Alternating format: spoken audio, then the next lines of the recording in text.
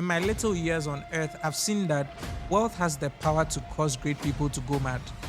Death is a decision. I was very excited with how you started the conversation by saying, why reflection and not achievements? Because achievements are fleeting. But on that note, we can go into your 30 lessons that you've learned in 30 years. Have there been moments where you've been brought to a place of compromise? A number of times. Have there been moments where I failed? Yes, there's been moments where I didn't live up to the standards. There's a danger in letting things own you. But what you become in the midst of those achievements is what makes you grounded. Everything that we have and we own, God gave. I have a friend, he used to be a friend, we are no longer that cool. But I had a friend who passed the comment. He's like, you gave your car to God. You didn't have a backup. Me, I can't do that. And I'm like, well, I have had a certain journey with God over the last 10 years. If somebody wanted to pick these nuggets of your success framework, for lack of a better term, how would you share it with them? So I strongly believe that there are 4 interior frameworks for success that everybody can model. I used to have this hashtag, the making of a mogul. Yeah. Yes. And I see myself as... So you become a mogul? I think I am already, but in my baby stages here. Somebody asked me, you call yourself His Excellency, do you want to be president of this country? I said, I haven't thought of that, but one thing I know is that as we journey and as we become various, desires show up in our hearts. If you are enjoying the conversation thus far, make sure you like, subscribe, and share. The channel is Moses B. Arthur, the Moses B. Arthur on YouTube and all social media platforms.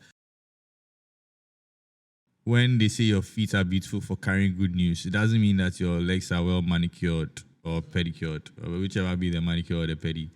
But it means that you've walked quite a distance to bring the good news to someone. So that means that your feet actually do not look pleasant. They have like sores, they have scars and all these things. And I think, knowing you close up, your life in the past 30 years have been memoir worthy. In a few months, you're turning 30. Right. And instead of celebrating with achievements or a big party, why have you chose reflection? That's an interesting one, Kojo. That's an interesting one. I think that at some point, milestones are not just for applause. I think that certain milestones come to you and they are for reflections.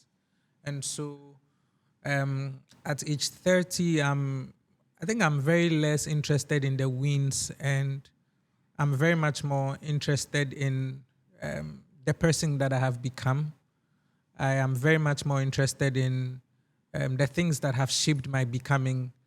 I am very much more interested in looking into the next decade to know what to carry on with me and what not to carry on with me. And I think that if you look at it very well, reflections also bring you into that place where the lessons that you glean from those reflections become transferable to the next generation. And so somebody may be saying, MBA, you are so much interested in documenting your life. For me, this also serves as an opportunity to instill wisdom nuggets that have helped shape my becoming to the next generation.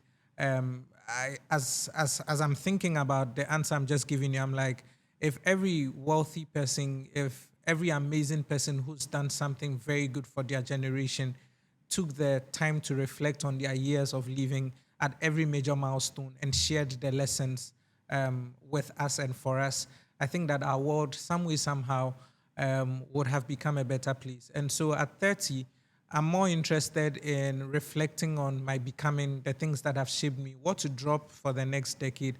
And it's also very much more important because the psalmist said something. He says that teach us to number our days so that we can apply our hearts to wisdom. So for the first 30 years of my life, I think that I've had a good heart. For the next decade, I think that you need a wise heart to be able to proceed. And so teaching us to number our days so that we can apply our heart to wisdom, it means that for every young person doing life, for anybody who is actually doing life, there's a place where you must be taught how to live out your days so that the days that you get to live on the earth can be very meaningful. And it's also because the unit of a man's destiny is time. Your life is relevant because of the ticking clock that you have that's assigned to you. So pretty much for me, 30, that's why I chose reflection. And I hope that this conversation blesses somebody. I hope that this conversation goes a long way to shape a generation to become better versions of themselves. Yeah. Wow, we've dived into the deep end. But on that note, we can go into your 30 lessons that you've learned in 30 years. Now, clearly, you are a man of faith, because that's where you started this conversation. So I guess we can start the conversation from that point. Was there ever a moment where you were tempted to downplay it, to downplay your faith, maybe compromise on your integrity in these 30 years of your life? Interesting question. Has there been moments like that? Yes. I think that for anybody who is doing life, I don't know what others are subscribed to, but for me, I think that one of the most important gifts that can happen to anybody is their relationship with the Lord Jesus and by extension, God. And that relationship by far comes with a lot of tests. It comes with what you claim to believe, So just you asking the question brings me back to 4th of April, 2010. And I remember it very well because that's when I actually got born again. And later on that year, I would get the opportunity to go to Anglican Senior High School, and my Christian life from there would take off. But it was a Sunday, and Adenta Baptist Church, and Reverend Richard Dodd, I don't know if he's still the lead pastor over there, but he was the lead pastor then, Reverend Richard Dodd, and he came to preach. Interestingly, the next day is supposed to be my birthday because I'm born April 5th, and then it was April 4th on 2010 was a Sunday. So my mom and my siblings, we go to church, and then that day he came and then he preached about purpose-driven life. That was the first time I heard purpose-driven life as a sermon. And later I found out that it was actually a book. So I bought the book and then I studied it. But in that purpose-driven life, he made me understand that you have to live life with a certain kind of purpose and meaning. And he said something very profound that outside of Christ, your meaning is questionable.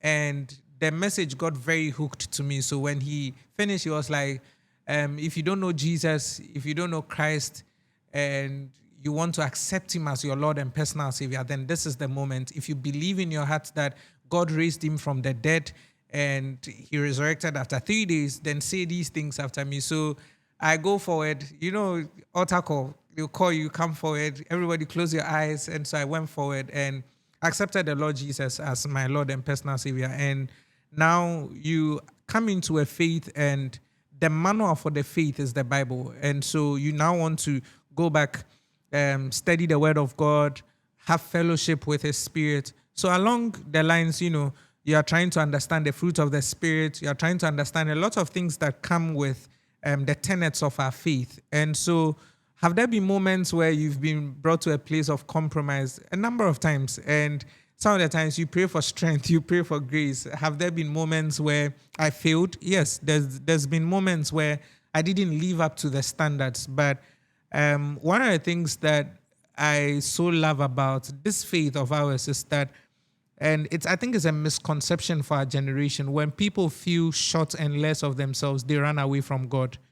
But then with God lies great mercy. And so even in that moment, that's when you're supposed to run to God. And so have there been moments here? There have been moments where I've had to compromise, but then I never leave His presence. I never run away from His presence. The enemy will come tempting you. He did it to Jesus, did it to everybody, Peter's heart is right with Jesus, but at some point, Jesus looks at him and says, "Get thee behind me, Satan." But he's still Peter. So, yeah, there's been moments like that, but we thank God for strength and grace. I'm glad that you're sharing that with us, because it is clear God will test you. It's as if when you reach a certain stage of your life, He allows you to coast there for a little bit. He'll be like, okay, next challenge. Then He moves you to the next one. Absolutely. But that also brings the question, as much as God likes to challenge us, has there been a time in your life where God has made something really easy for you that you expected it to be very difficult? Interesting one. I think that one of the things that I've learned in my journey is when you trust God and you trust in God, one of the greatest requirements is to leave the things that have to do with Him. As far as you are taking the necessary steps and taking the necessary actions, leave what is in His power to be in His power. So, has there been a time where God did it and it looked so easy? I experienced that as a real estate developer. It's not to say that development is not hard, it's difficult. Now, faith is the substance of things hoped for, the evidence of things not seen. So you have faith. Where's your substance? You have faith. Where's your evidence? And this is why sometimes I look at Pastor Nathaniel Bassi on Hallelujah Challenge and he tells people, dress like your miracle. I understand what he's doing there because if you have faith, you need a substance. So my partner Oscar and I, we have a lot of faith. We strategically relocate our businesses and come to Accra and decide to live in a place called East Legon out of faith, in the sense that we used to say, we'll come to East Legon renting, we'll live as landlords.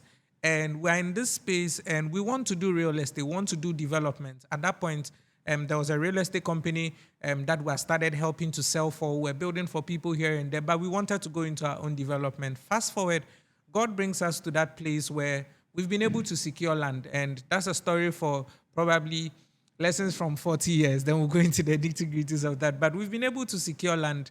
We have our 3D drawings, which is our reference point of faith. And for me, that was what I used to look at. I used to pray and everything. So I'm not lazy, but now we have land. Now, how do we start? You're looking at a project that's in millions of dollars. How do we start? How do we scale? How do we grow? And I remember my co-founder and I, we went into 21 days of fasting. Every midnight, we'll go on the bare land, we'll pray, and we'll make declarations. And I remember one time, we kept praying, there will be no delay, there will be divine speed. Now, that prayer came from a place where everybody doubted. A friend of ours actually came to us and said, Guy, you people said you want to do this development in 18 months. And by the way, 18 months is my birthday. It's in April, and the building is literally almost complete. And the guy said to us, he said, I think you guys shouldn't do 18 months. You guys should do 70 months. And I'm like, 70 months? That's about 5 years. And that's because for him, who came in as a developer, for his 3 townhouses, he used 3 years.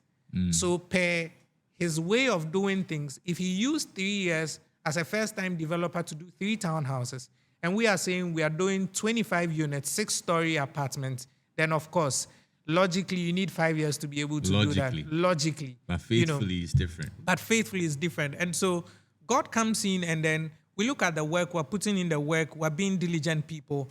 But when I look at how fast that project has been built. How long did it take? We're currently, it's 18 months in construction. We're currently in our 16th month of construction. And the building is 100% tiled, doors installed, elevator is on the way. Like literally, we can literally say that by end of April, that building should be habitable. If you're going in the normal Ghanaian plan, people can even sleep in today because there's electricity connected. In fact, our offices have air conditions in right now. So the place is set up. And you look at it and you can only say, this is the hand of God. You can only say, this is the finger of God. You are working, you're putting in the effort, but you so know that it's God that's at work in this. And so if there's anything evident that God has done probably in my life, I'm like, this looks so easy. I look at that building every time like, nah, this can only be God. And it looks easy because I think that particular project brought me to a place to understand when he says he gives power to make wealth. Because it's like you have to encounter some form of power and some form of dimension of him to be able to handle the things that we've been able to handle. So yeah, solar residence has been that proof. And we just jumped from solar residence and it's like faith. We flexed our faith with solar residence. So touching Platinum Enclave, a 20-unit gated community felt very, how much more this one, you know. So yeah, that's it. That's very interesting. But what this brings to mind is that because we are wired to want to earn things. I mean, as believers, it's different because we understand that grace is available. But because we are wired to earn things, when things come easy to us, the unfortunate path that most of us take is that now we tend to idolize the things that came easily to us. And so I've heard you say that you can have things without any of them having you. And so I would like for you to basically, we are segueing from what you just shared with us from the real estate. Can you tell us more about this lesson of yours that says that you can have things without them having you? I think that, brother, there's a danger in letting things own you. And for every single person that's doing life, one of the things you can do for yourself is, as God brings you into a place of wealth, as God brings you into a place of prominence, it's so easy for people to mark your life with achievements. And that's how come I was very excited with how you started the conversation by saying, why reflection and not achievements? Because achievements are fleeting.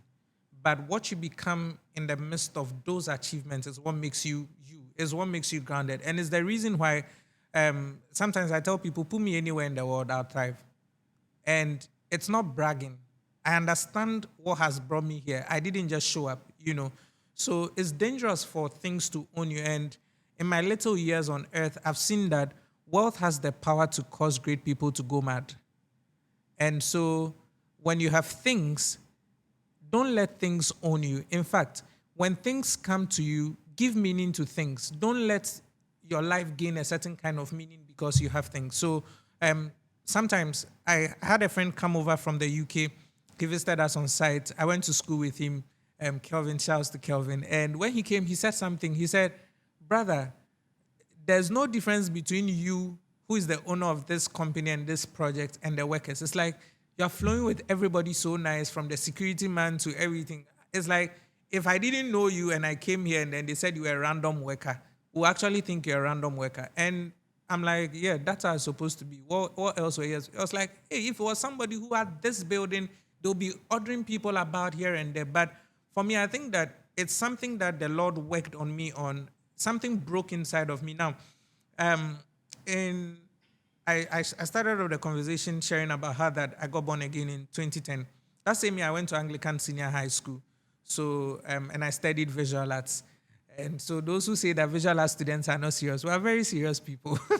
So I studied visual arts. And 2 years into senior high school, a man came to preach in our church, in our school. And he preached, death is a decision. And the depth of what he was teaching at that point in time wowed me so much. I'm like, the same Bible that I'm reading, somebody's reading the same Bible and is able to glean this insight.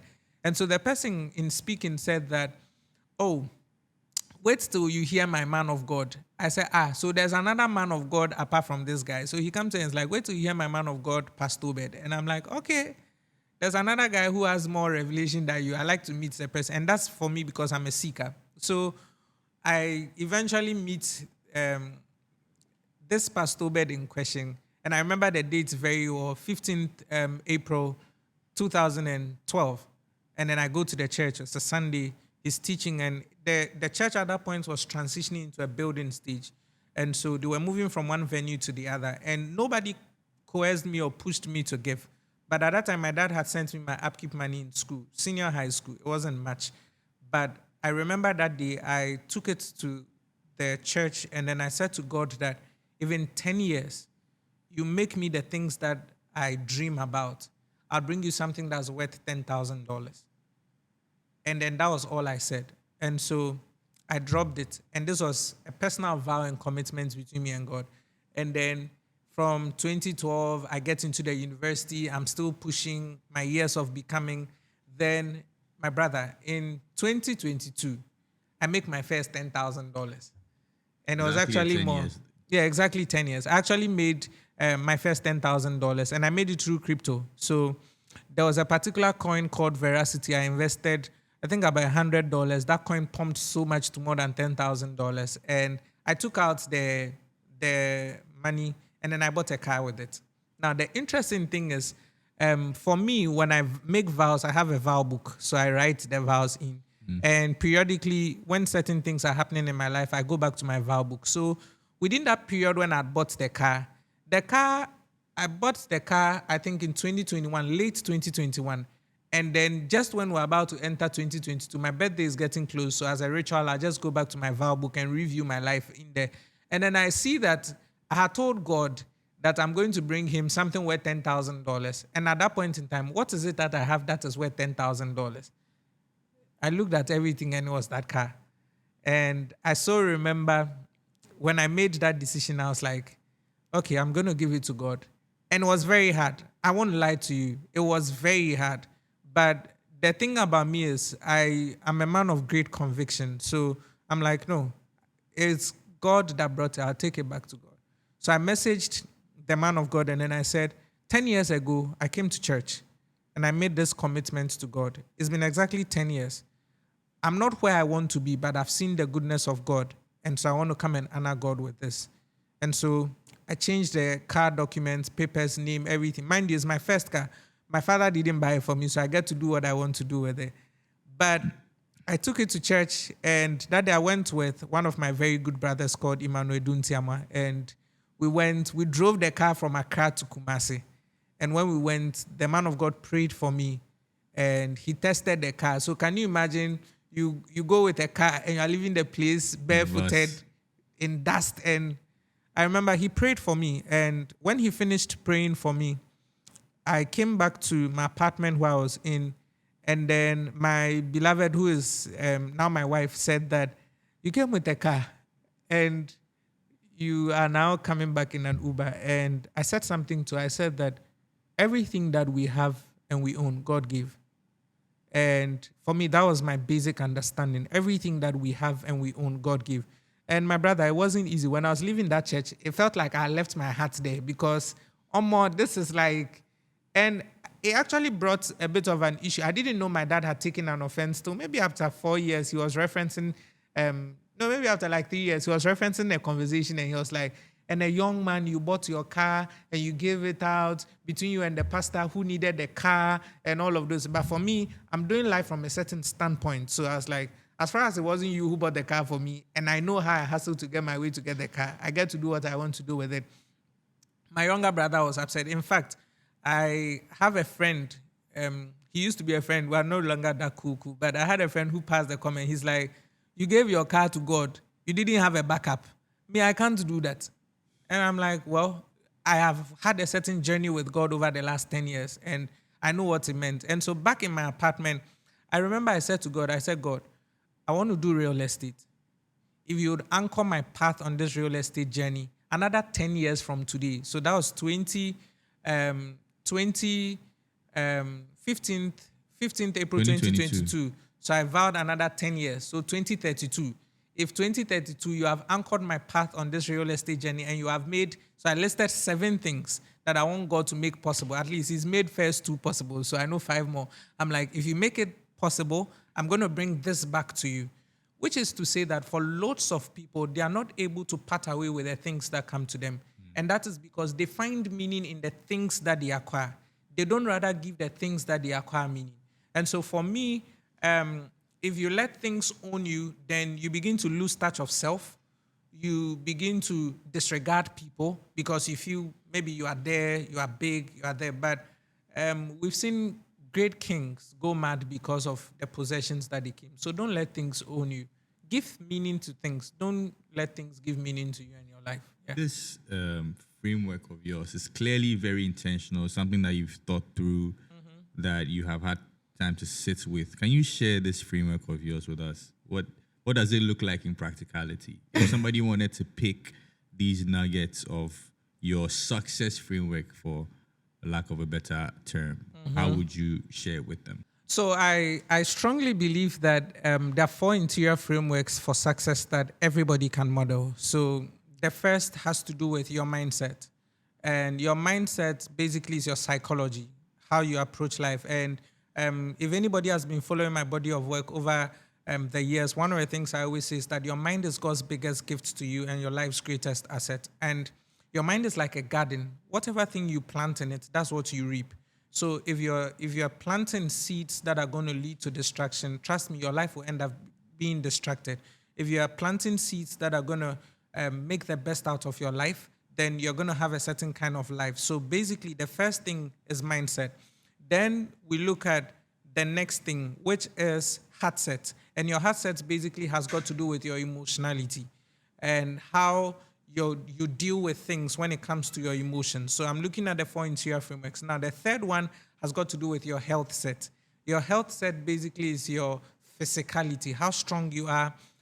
Most of the times when people begin to look at the conversation of success, they overlook the place of their health. But again, there's the saying that says that health is wealth. And then lastly, we begin to look at your soul set. And for me, your soul set captures your spirituality. And with your soul set, it has absolutely nothing to do with religion. When we begin to look at your soul set, it basically has got to do with a deepening involvement about your true self, your truest self.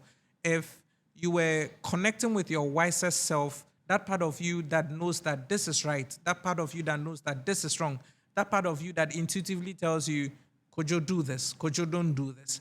How would that look like? So if we're looking at your interior framework, your mindset, your heart set, your soul set, and your health set. Now, the reason why I call it interior is because everything we see externally is as a result of what is happening inside of you, which is your internal. And so those four basically encapsulate what interiorly will work out for your success. Yeah. Okay. I mean, it sounds great because you clearly have thought through this and are able to articulate it, in the manner that you have. But life will hit you. Yeah, life will hit you. Yeah. And when life hits you, what's the first of these to break? And even then, without even life hitting you, you may tend to neglect some of these ones. True. Can you tell us about the ones that tend to break when life hits you, or the ones that you tend to neglect? I think that the one that breaks, I think ultimately will come to my health set, my physicality, and the one I've been neglecting the most will probably be the same. So because for me, I'm very much huge on how I'm wired internally. So sometimes when you're going through the pain that does not have a voice, I have a way of muting all of those things. I'm in constant states of reflection, so that helps me so much to be able to put my soul set right. And one of the things that I always check is my heart. Why do you want to do this? Why this? Why that? Why? Because out of your heart comes all issues of life. So the ones that I've neglected the most will be my health. A case in point, like last year, when I wrote my goals for the year, I was going to hit the gym consistently. And I go to the gym last year? Probably when I traveled, but I wasn't consistent with it. And so when I decided to set out my goals again for the year 2026, I looked at for last year and I'm like, okay, last year, what hindered me from not being able to hit the gym? Then I realized that, okay, my work schedule is pretty much tight. I don't have time. You would go to the gym. So I was like, okay, what's the goal of working out in the gym? You want to stay fit. So, okay, if I want to stay fit, then what are some of the things I can put in place? So, for instance, I know that systems make me consistent. It's a part of my life. There are systems I've put in place to certain things that make me consistent. So I was like, if going to the gym is the problem, then let the gym come to me. If Mohammed will not go to the mosque will come to Mohammed. So I was having that discussion with my wife, and she's like, oh, I've ordered for a treadmill. So I was like, okay, that's a good place to start, at least for cardio. And so the treadmill came home, and now when I wake up, my usual 1 hour of praying and everything, I'll just be on the treadmill and I'll be praying. And I looked at it. If I open my phone and then you check my app, you notice that the app is saying that I'm doing more walks this year than I did last year. And by far last year, I did an average of about 3,000 steps the whole of the year on an average per day. But this year, we are not even in the third month of the year, and I'm almost about 8,000 steps. So I've already done double of what I was doing on the average per day. And so, yeah, that's what I was feeling. But God is our help. We'll be good. Sounds like you have a plan for success. I think we can move on to the next lesson. And this one in particular is one of my favorites. I've heard Vuzi say it as well, but I think we even see you with a shirt on it. Is there the merch available currently? But maybe we don't have some. Or maybe you lean into that after this conversation. But it shall never be well with poverty. Never. Can you tell us how you came up with this, and what are your guiding principles? What brought you to this point to declare so boldly and just go full hate on something that seems so abstract? It shall never be war with poverty. You just said that Vusi said. I remember the first time I said it to his hearing, he screamed. I was like, "How did you come up with this?" It's interesting. But now the thing is, what made me go full hate on poverty? My brother, there's no nobility in poverty. There's not. And as I just said, my brother, there's a lot of memories just came to mind. Share some with us. But I come from very humble backgrounds, and you'd go through experiences that sometimes you go like you wouldn't want your child to come through life and then go through some of these things. The very first thing was at some point in my dad's journey, he lost his job. And when he lost his job, he had to be home. And when he was home, the people that suffered the most were us. And that's because I think it's also part of one of the things that makes me an entrepreneur, because right from that childhood, I'm like, I don't want to work for anybody that I'll wake up and the person will tell me you're fired. Then the people who get to suffer are my children or the people that are connected to me. So that's where the whole thing started from. If I take back, I've had a thing for not being in a place of lack from that place. And I remember there used to be a drink called Juvita. I don't know if you remember. I do. So I remember going for our day, and there was nothing basically that our day. And there used to be a lady in our class, Sandra. I remember her name very well. Her dad, I think, was working with the government at the time. So she came with a lot of Juvita, and then she was like, oh, she wants to give us, she was sharing the Juvita. So I went to her, and then I went to beg for some. I don't remember which class, but it was one of these our days. So I went to beg for some. And when I went there, she actually insulted me, insulted my father. It's like, I don't want to go into the insult, but it was, very vulgar, very raw. And it hit me so much because I was like, because of drink, Juvita. So I said to myself, I will grow, I'll become wealthy, I'll become prosperous, and I will build a factory that will produce Juvita just for me to drink. Now, the funny thing is, at that time I was a child, but as I grew, I realized, okay, though the hate and then the anger fueled a certain kind of drive, my reason for getting wealthy had to be corrected as I evolved and as I became. But it really hurt me. I was like, so because my daddy couldn't buy me Juvita, this and this and this and this is what you're saying. So I think that poverty is something that people should run away from. Now, the thing about poverty is most people think that, especially believers, God created some people poor. And for me, the absence of financial resources in the life of a man does not just affect him, but at least every man on the average is connected to at least 2 or 3 people. If for nothing at all, you may have a sister.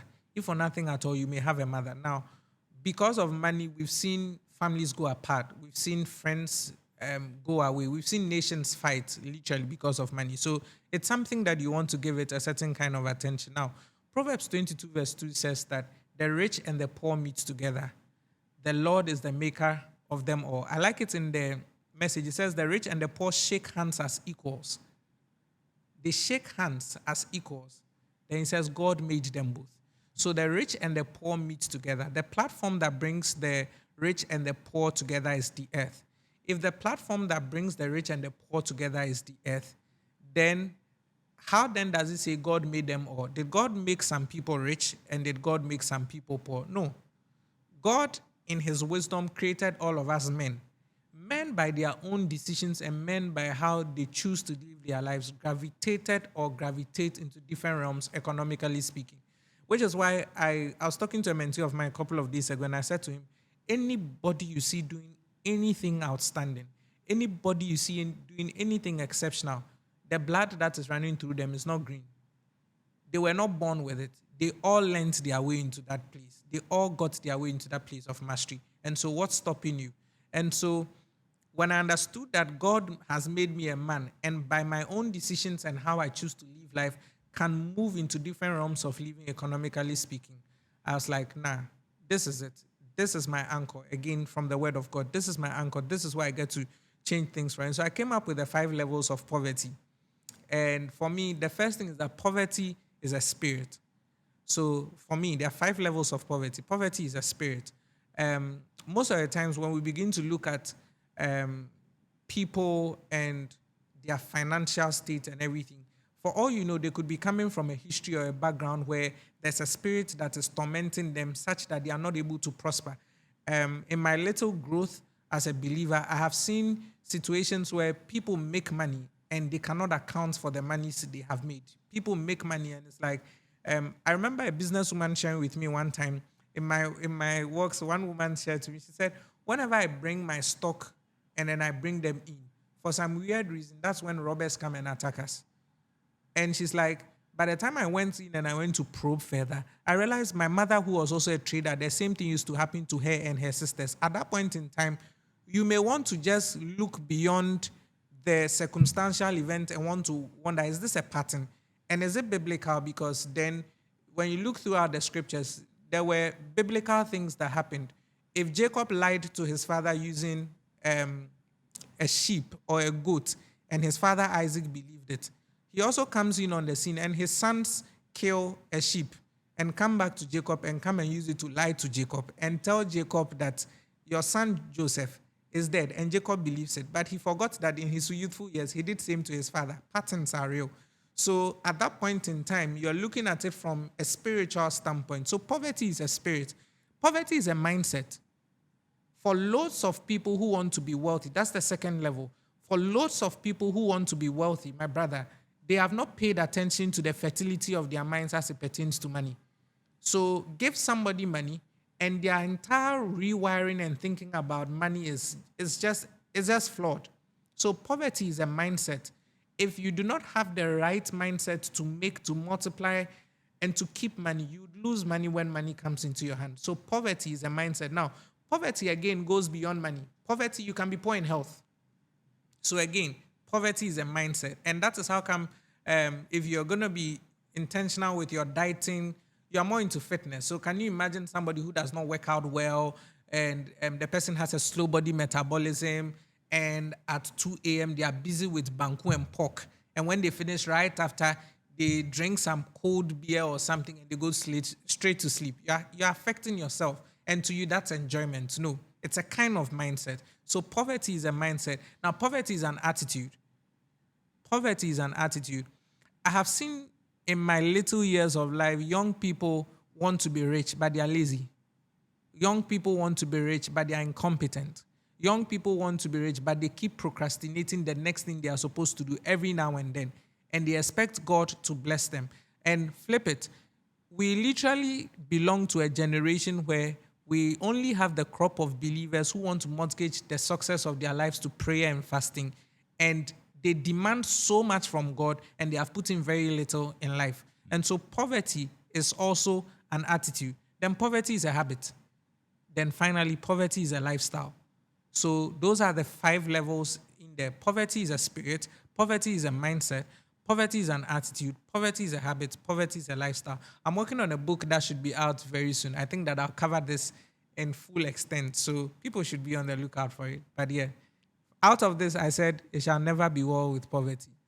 And I'll make sure that me and poverty, we don't meet face to face because I literally see poverty like an entity. Yeah. All of the stuff that you've shared thus far seem like you are quite intentional, and it's as though it is your strength because you have, like you've shared this thing about attitude, about a mindset, about all these things that you can have control over. Mm-hmm. But I'd like to ask you some questions with regards to the things that you do not have control over. Okay. Like your weaknesses, your sufferings. Okay, I think I can just ask you some specific question. Okay. What are some weaknesses that have forced you to rely on God or force you to rely on grace? And if there was any particular suffering or passion that this weakness demanded from you, can you share some of these things with us? Interesting. I think that foundationally for anybody who is very action oriented and who is very strong willed, you tend to think that things must move at your beck and call, and you tend to think that things must, flow the way you want them to be. And so, have there been any weaknesses? I think that sometimes I realize it's not my will, it's God's will. Because I've had instances where my will has been shifted and then his will has had to take place and those moments revealed to me that sometimes you do all the work you can do and leave the rest to an intelligence that's greater than you. So if I reflect back on my journey, I realized that there have been moments of shortcoming, both with people, both with business, because sometimes you wake up and then you just don't feel like doing anything. And then you are reminded that God is the anchor to anchor you through it all. So yeah, that would be it. In terms of passion, I think I realized that we have the whole conversation about passion wrong, because the word passion comes from the Latin word passio, which means what you are ready to suffer for. And that's very different from what we've been raised to think, because most of the times, oh, I'm passionate. And we've been raised to think that passion is what you're excited about, what you want to do. But then passion is, what is it that you are ready to endure and suffer for? And it made better sense when I looked at the conversation or the movie, The Passion of the Christ, because then there was something Jesus had to suffer for. And for me, that brought me into a place of understanding that suffering is a fixed cost of life. So are there things that Life I've is had suffering. life is suffering. And other things that I've had to suffer, I just came to an understanding that you either would suffer for being healthy or not being healthy. Whatever goal you choose to embody in life, whatever ambition you choose to embody in life, you would suffer for it. You now will have to bring yourself into that room to decide whether it's worth suffering for. So have there been moments that I have suffered? Yes. There's been moments where I remember my first business. I registered a business, had a partner on, and I'm Which somebody, business is this? City Broadcast. Yeah. And I'm somebody who goes all out when it comes to trusting people. And then I have somebody on, a trusted friend. But again, the thing about me is because I'm strong-willed and I'm very action-oriented, one of the things I've grown to understand in my 30 years of living is I easily attract people who are envious and jealous of what I become. So then I see this brother of mine, I'm open, I'm Libra, and by the time I realize there's a lot of backstabbing. If there's anything I've learned in my journey when it comes to building businesses, is who to do the business with. And I'm sure as we carry on the conversation, we'll drum in on some of these things with the Modayas, because I've had to deal with that. I've had to struggle and suffer with self, because I came from a background where my programming, the person that was raising me at some point would speak very ill words to me, and it affected the way I used to see myself. So at some point, I used to have a certain weird perception about myself, and it will interest you to know that it's now that I'm very okay with it. I didn't used to like to listen to myself when I speak, because I had somebody who had programmed me with words over time telling me that I had a terrible voice. I looked like a rat. I remember the first time a lady looked at me and said, "Has anybody told you that you have pretty eyes?" I was shocked. I'm like, I'm fooling. You're making fun of me. It's like, oh yeah, MJ, you have very nice eyes. I'm like, and that thing broke me. It literally broke me, because I remember somebody else saying, "You look like a rat."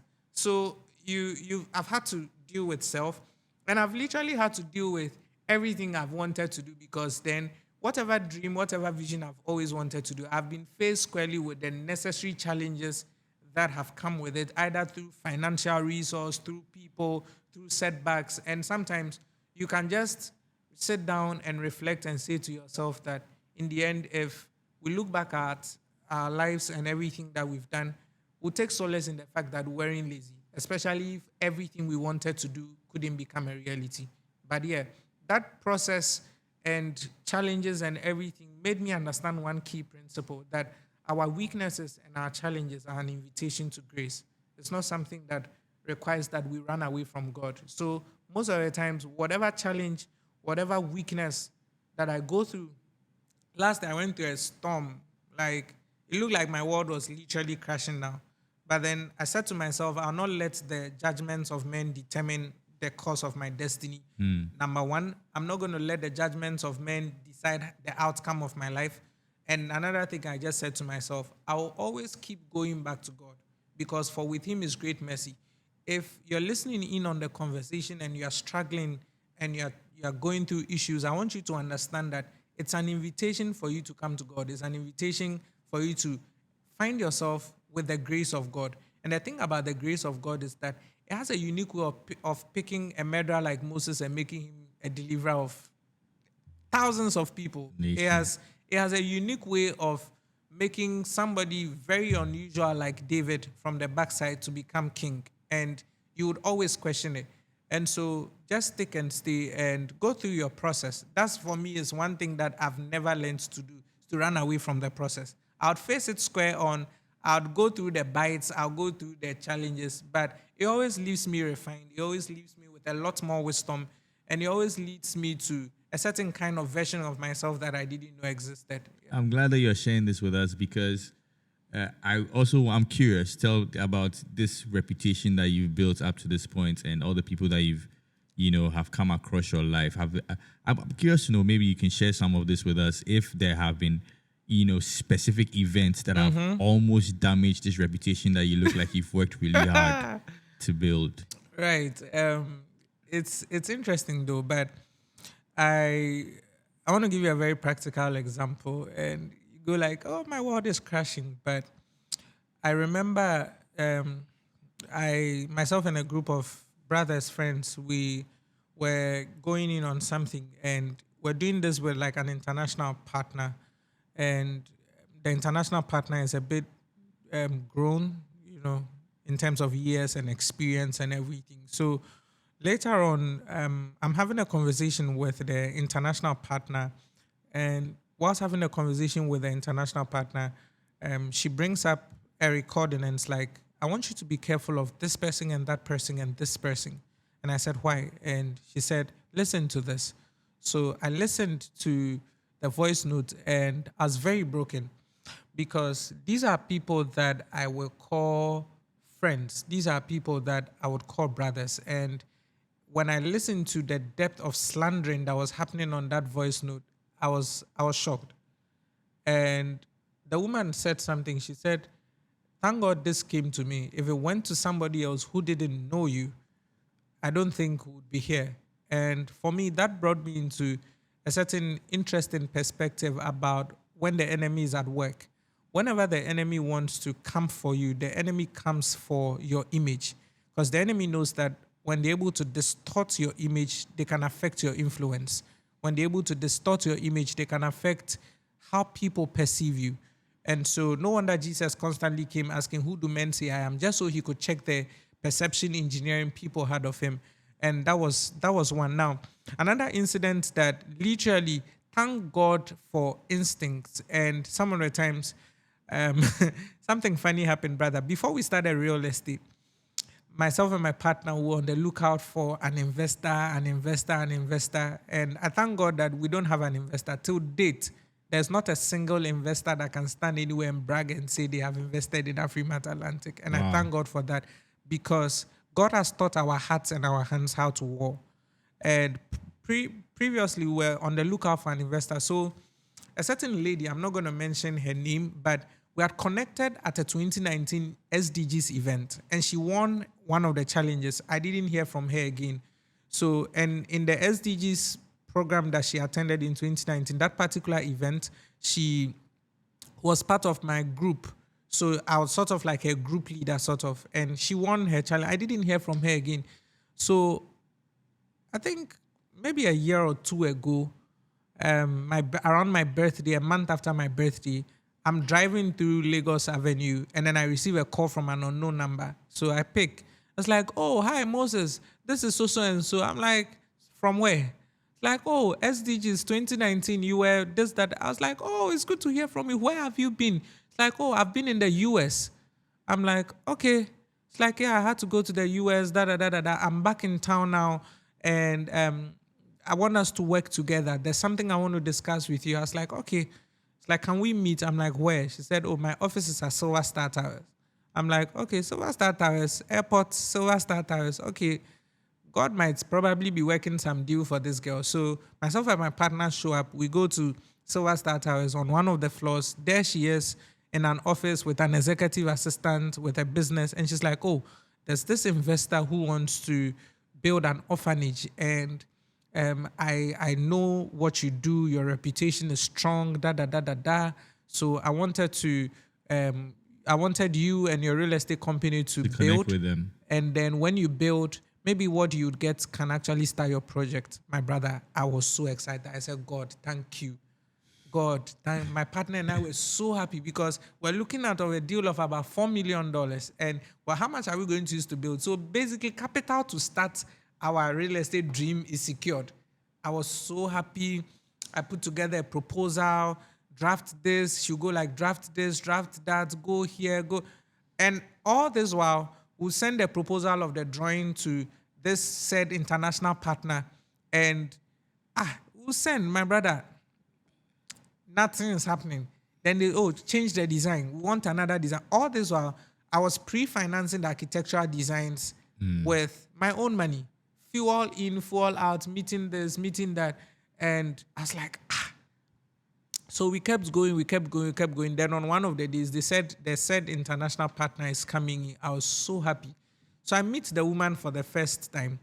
And then the woman goes like, you have such a nice personality. And I was like, okay, thank you. It's like, and you seem very knowledgeable. I'm like, thank you. It's like, I would work with you. Second confirmation. We're excited. Oh God, $4 million is coming. Then something interesting happens. Later on, the woman reaches out to me because we exchange contacts there.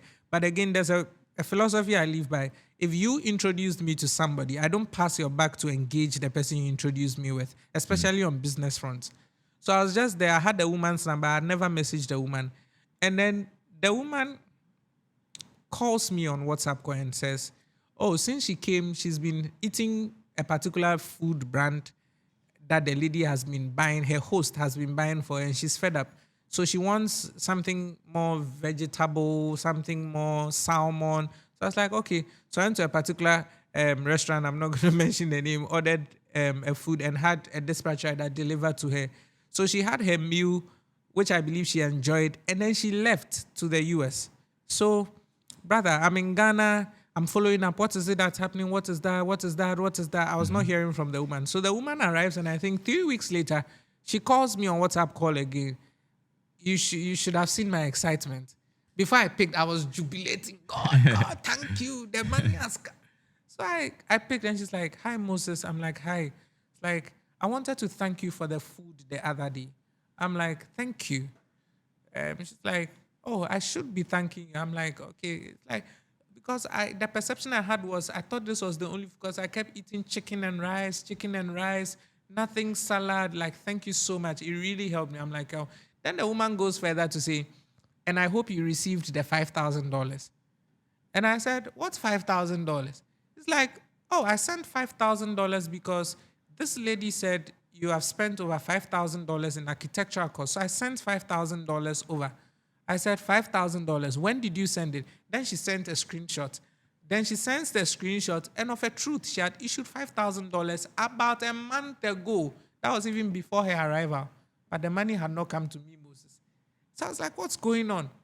So quickly, the woman said, wait, did you receive this? So now she goes back. Did you receive this? Did you receive that? Did you receive this? Then, by the time we realized, the woman actually had sent about $50,000 to be given to my partner and I. And we had not received one cedi. So I quickly called this lady. And the lady was like, I shouldn't mind the international partner. She has a mental issue. I was like, hold on. What's this? What's really at play? Now, the international partner only came in and wanted to work because by the time the lady is submitting my details, she submitted my Instagram, my LinkedIn, my website. So they had used your reputation used my reputation to cross-check, and like this guy, literally, the woman said something. She said, I went to ChatGPT and I typed, who is Moses Biata? And ChatGPT brought information. So she's like, no, this is a credible source. And she goes on Instagram, there's a blue tick. She's seen pictures of me, the impact work and everything. Like, no, this is the guy we want to work with. And all this while, the lady's like, oh, there's this project in Nigeria, $40 million. She just kept, but in that moment, I was like, never violate a hunch, brother, because the signs were there. We had seen it. But we were so passionate about our dream and the breakthrough that we were expecting that every single sign that popped up, we overlooked it. Every single red flag till that breaking moment. So when the woman said it, the woman was shocked. Then we started doing the investigation and it turns out, okay, 50,000. So quickly, we decided, okay, we're going to send police to her office. And when we went, she had checked out of Silver Star Towers. And this is somebody that is living in this country as I speak to you. You know what I did? We followed through. My partner and I, we wanted to take her on. Like, how do you play with somebody's reputation like that? And I decided we won't push this further. And that was because woke up one morning, somebody showed us a house. We drove to the place. And when I got to the community in this same Accra where this said person was living, I just felt sad and I said, no, let's drop this. This is a waste of time. The energy we've used to go back and forth, let's channel it into something else. Because what you focus on expands. So let's focus on something else. And let's see what God will do. And it taught us a very good lesson about due diligence. And I'm like, God has taught our hands and hearts to war, because that lesson made me know that if you're coming in and you want to do the kind of questions now I ask you, it really opened my eye. And we later let everything slide. The lady reported it, took it on. Can you imagine that after I just blocked this lady everywhere and then I said, I won't do you anything, but don't ever in your life. And I let the matter slide. I think maybe after like a year and a half, I started Solara, we're pushing. I received an unknown number, I pick, and it's this same lady. And she's trying to go like, hi, Moses, this is your good friend. I'm like, get off my phone. And then that was it. So yeah, it's, and I think when it comes to reputation is more image inclined. So like I said, when the enemy wants to come for you, they come for your image. And it can be through friends. It can be through anybody. So what's the antidote I've learned? Let people earn their access to you.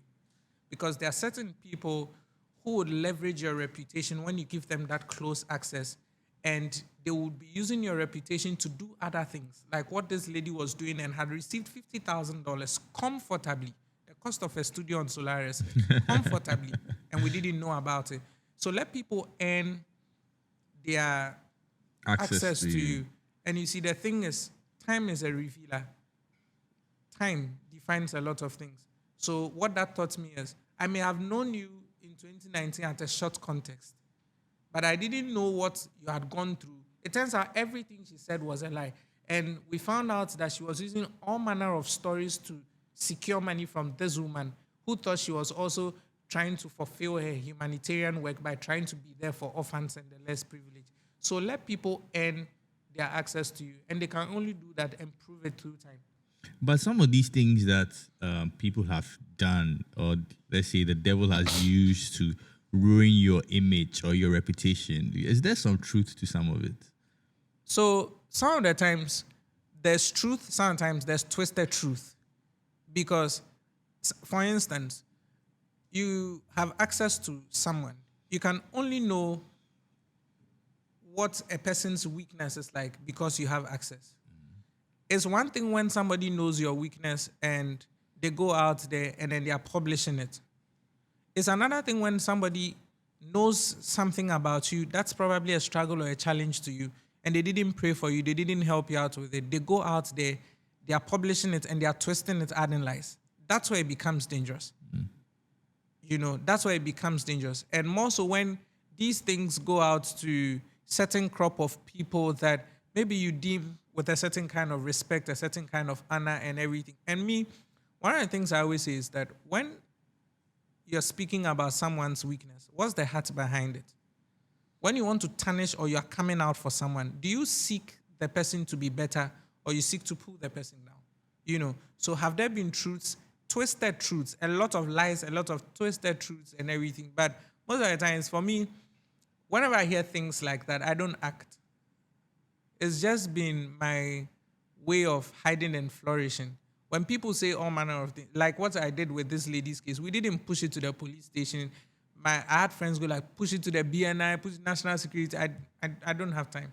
Because the things that men sow, that's what they reap. So in just that principle, I just let you be. And I stay very much focused on me and seek to become better. Yeah. How did you become this person? Like this person who is doing all of these how do you call it? Problem control, public relations. How did you become this person? Was it like forged in your environment with the people around you? Is this something that you learned from a book? How did you come about this lifestyle of yours? I think that my foundational years played a very key role, and I would honor God's servant, Pastor Bedobiade, because I lived challenges and lives through his lens in so many ways. Because first, and I'm in an environment where people are not perfect, but every single time I saw how he handled issues, I saw how he handled people, and that was a very, very good place for me to go like, okay, there's always a better way to handle issues than to react to issues. There's always a better way to lean in on certain things and learn from, because one of the things I've realized is my dad used to always tell me, and I'll say it in Chi, Asemba Nyantubase. And then he will always say that Asemba and yes kind of edika, yanone edika. So two things. Whenever there's an issue, be patient. Because most of the times, the way you react to an issue, that's not what it is. That's not what it is at all. And I think that people get reactive and react, and later they regret. So calm down. When there's an issue, just calm down. Take a step back and observe the thing from a lot of lenses before you react. So that coming from that background brought a lot of perspectives to my dealings with people. And then I think that there are books that I've read, and they are, again, one of the things I always do is I like to look at situations through my own life, in the sense that people have a certain perception of me, but be humble in your own eyes. Because when there are issues, when you're dealing with situations, that's not when you express your vainglory of self-perfection. Because truth of the matter is that where you stand as a strength, somebody may have it as a weakness.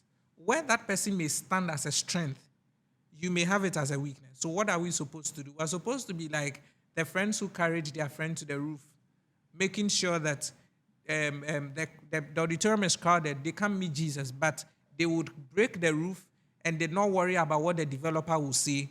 They will break the roof and later go and discuss the conversation with the developer as to how to fix the roof, but they broke the roof. So at that point, their strength was feeding their friend's weaknesses. And I believe that when that friend also becomes better, it will also contribute the other way around. So yes, environment, books, and just, a certain kind of perspective on doing life when I look at it in reference to myself, because then if I wouldn't want somebody to pass judgment on me, I won't also pass judgment on somebody else. Yeah. I mean, at this point, it's clear that you're talking about people who have mentored you, people who have lifted you, or people who have taught you from afar, people who may not necessarily have said, do this, do this, do that, but by their life, they are exemplary for you to follow. But you did mention something. I know you have an interesting take on how we approach our mentors. You want to give us your perspective on this? Perhaps you want to talk about somebody who corrected you when other people were praising you about something, or certain things, there were certain ways that you have handled yourself in front of people who have raised you up that has kept you in their good books for them to be a part of your life and your journey up to this point. Interesting. So mentorship is, I approach mentorship very differently from the average young person. And for me, mentorship is like a father-son relationship. And that helps me to draw out a lot from the people I call mentors. And when I say, okay, this person is my mentor, either from afar or close, I go very all out. Now, the word mentor is actually not an English word. And most people do not know that mentor is not an English word. Actually, if you study the word very well, the word mentor is the name of a person. It's actually an ancient Greek name of the best friend of a person. So, if you've been following my body of work, or if people follow my body of work, I always say that I like Grecian movies. So, Wrath of the Titans, Clash of the Titans, all of those things. Now, there's a particular movie called Odysseus. Now, mentor is the very good friend of a guy called Odysseus. Mentor. So when we say mentor, it's not an English word. It's actually the name of a person. So mentor is the very good friend of a guy called Odysseus. And Odysseus is leaving to the Trojan War. And he instructs his very good friend, Mentor. And he tells him to protect, he tells him to guide, he tells him to advise his son, Telemachus. So he says, Odysseus is saying, I'm going for a battle. You, my good friend, Mentor, I want you to guide. I want you to nurture. I want you to raise. I want you to correct my son, Telemachus. And if you follow the sequence very well, later, the goddess Athena disguises herself into Mentor, who is a person, and then begins to guide, begins to instruct, and begins to teach Telemachus. And so the word mentor became synonymous with somebody who became like a wise guide, somebody who was like a guide to teach you, somebody who was responsible to nurture your growth. So just from that perspective, I realized that, okay, if we're going to look at this whole conversation of mentor, if you call somebody your mentor, you're basically saying that the person is responsible for your growth to an extent. Now, it's up to your mentor in partnership with his level of becoming to determine the diet of meal to give you at every point of your mentorship. But again, if you're going to eat the diet that your mentor is going to serve you, it's also dependent on how dispositioned your heart is as a mentee. So for most people, they are thinking of what they can get from mentors. They are not thinking of why they are there to be able to do what they are supposed to do, which is they are becoming tied to this person that God has connected them to. Now, the thing about mentorship is I'm looking at Numbers chapter 10, the verse number 29. I don't have time to go into it, but basically, this was Moses with his brother-in-law, and he was asking his brother-in-law to join him on the journey that they were about to embark on.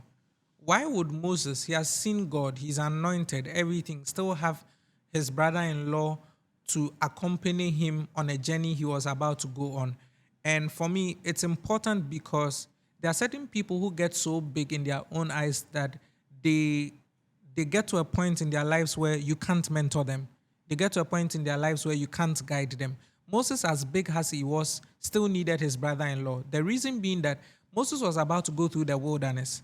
Truth is, his brother-in-law had lived in the wilderness and had been in and out of the wilderness. He knew the ins and outs of it. So Moses, you have had an encounter in the burning bush with God, but you still don't know the wilderness as your brother-in-law does.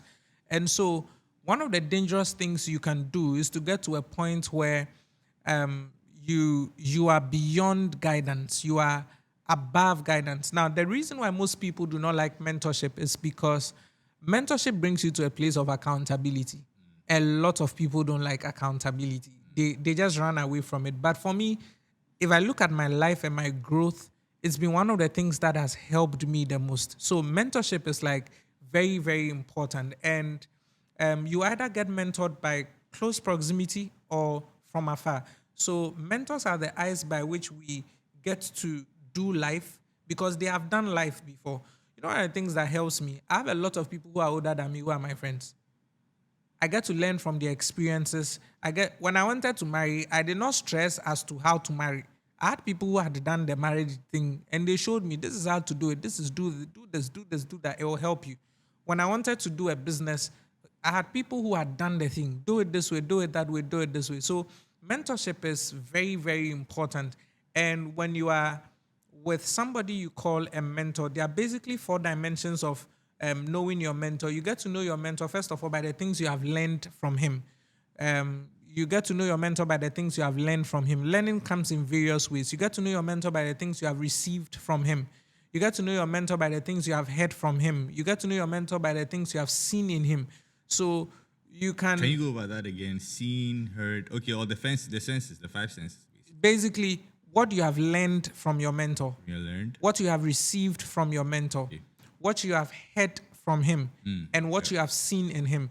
Now, by distance and proximity, you can still do each of these. And it's the reason why late last year into this year, I started making out my post and I'll go like, as your mentor from afar. Because I realized that there are people who never get to meet the MBA in person, but they can always learn from me from a distance, And my life has been a progression of men who showed up at every point in time to anchor me through various steps. Case in point is, in the year 2019, I'm in a place called Jinyase. I'm trying to figure out my life. I'm trying to build City Broadcast, my first business.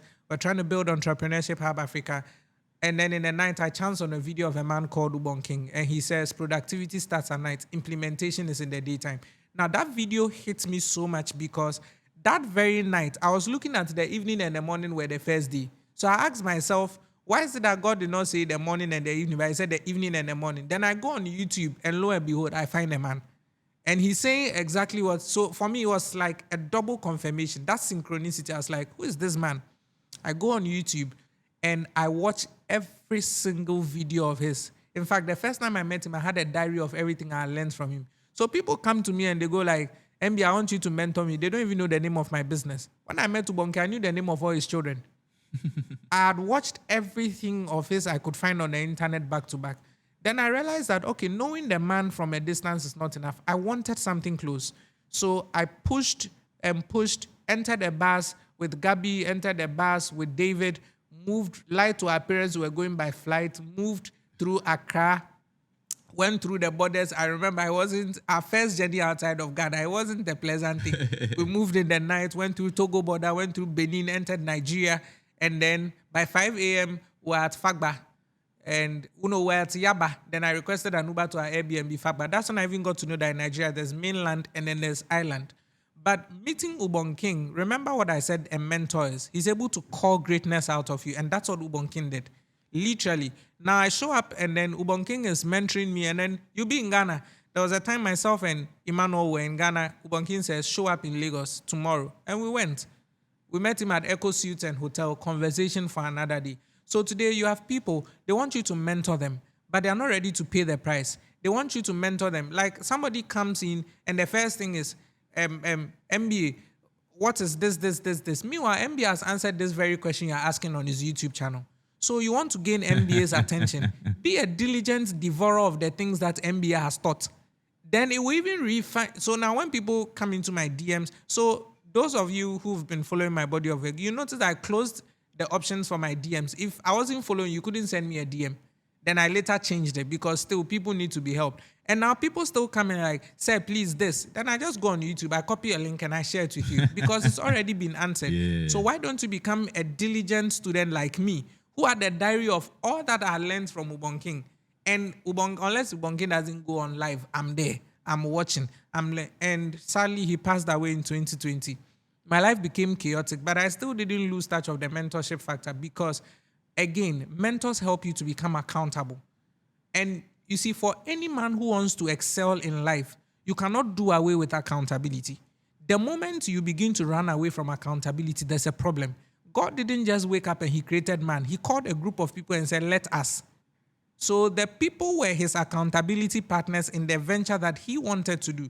So who are your accountability partners? And do you really listen to them? Are they able to hold you accountable for the things that you do? And then along the line, I always say Abraham had Abimelech, Ruth had Boaz, Esther had a king. MBA as a person, I've had Dr. Ubon King, I've had Pastor Bed, I've had Dr. Stephen, Deborah Blommet. My life has been a transition of men. And I thank God for that. And so as your mentor from afar, one of the things I always say is if you want to explore growth, so this is me giving my free tip to people as a mentor, you want to explore growth, then you want to have or pay attention to what I call the Pinam model.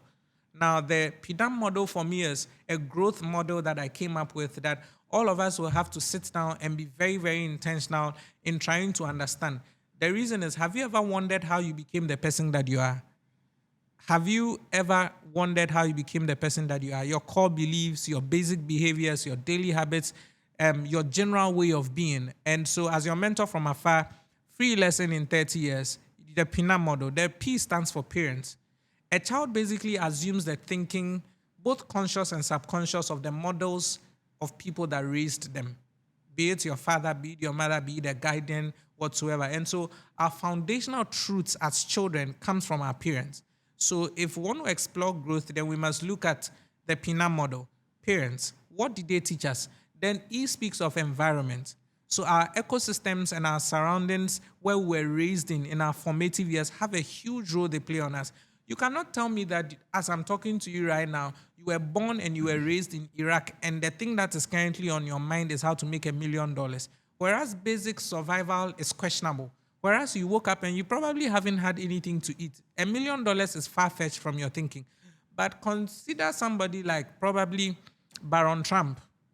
And the kind of environment he wakes up in alone positions him in a certain place that the average person is not positioned in. So that is P for parents, E for environment, then N for nation, and then A for association. So association basically is who you spend time with. Now, people underestimate how much of an impact the people you spend time with can have on you. Who you spend time with has an outsized impact on the way you think, the way you feel, the way you act. Your friendship circle basically is one of the strongest predictors of your income, one of the strongest predictors of your style of living, one of the strongest predictors of lifetime impact that you'd ever make. So me, there are certain people, I just call them my energizer friends. When they're around me, they ginger me. My God. There's a brother of mine called Chris. Whenever I'm around him, it's like, I don't think. Those are the type of people, that there's another brother of mine I recently had time to meet in Nigeria, and he was telling me of he's a real estate developer, and he's young like myself, and he was telling me of his impact project he wants to do in the Nigerian health care sector. When I was listening to that, I said, am I dreaming? So your people, your association has an outsized impact on the way you do life. And association is one of the most powerful mysteries God placed in the earth to bring us to a place of manifestation. Then Pinam, the last is media.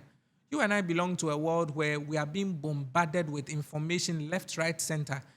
My little take for anybody who watches anything is, how do you prove the things you listen to? Because today, we live in a scroll culture. There's a problem with the scroll culture. People binge 30 seconds things. People binge 1 minute things. And they think that is all there is. So people are literally living their life of 30 seconds of information, 45 seconds of information, 1 minute of information, and they haven't proven it. And probably that 1 minute of information is probably coming from a 2-hour session.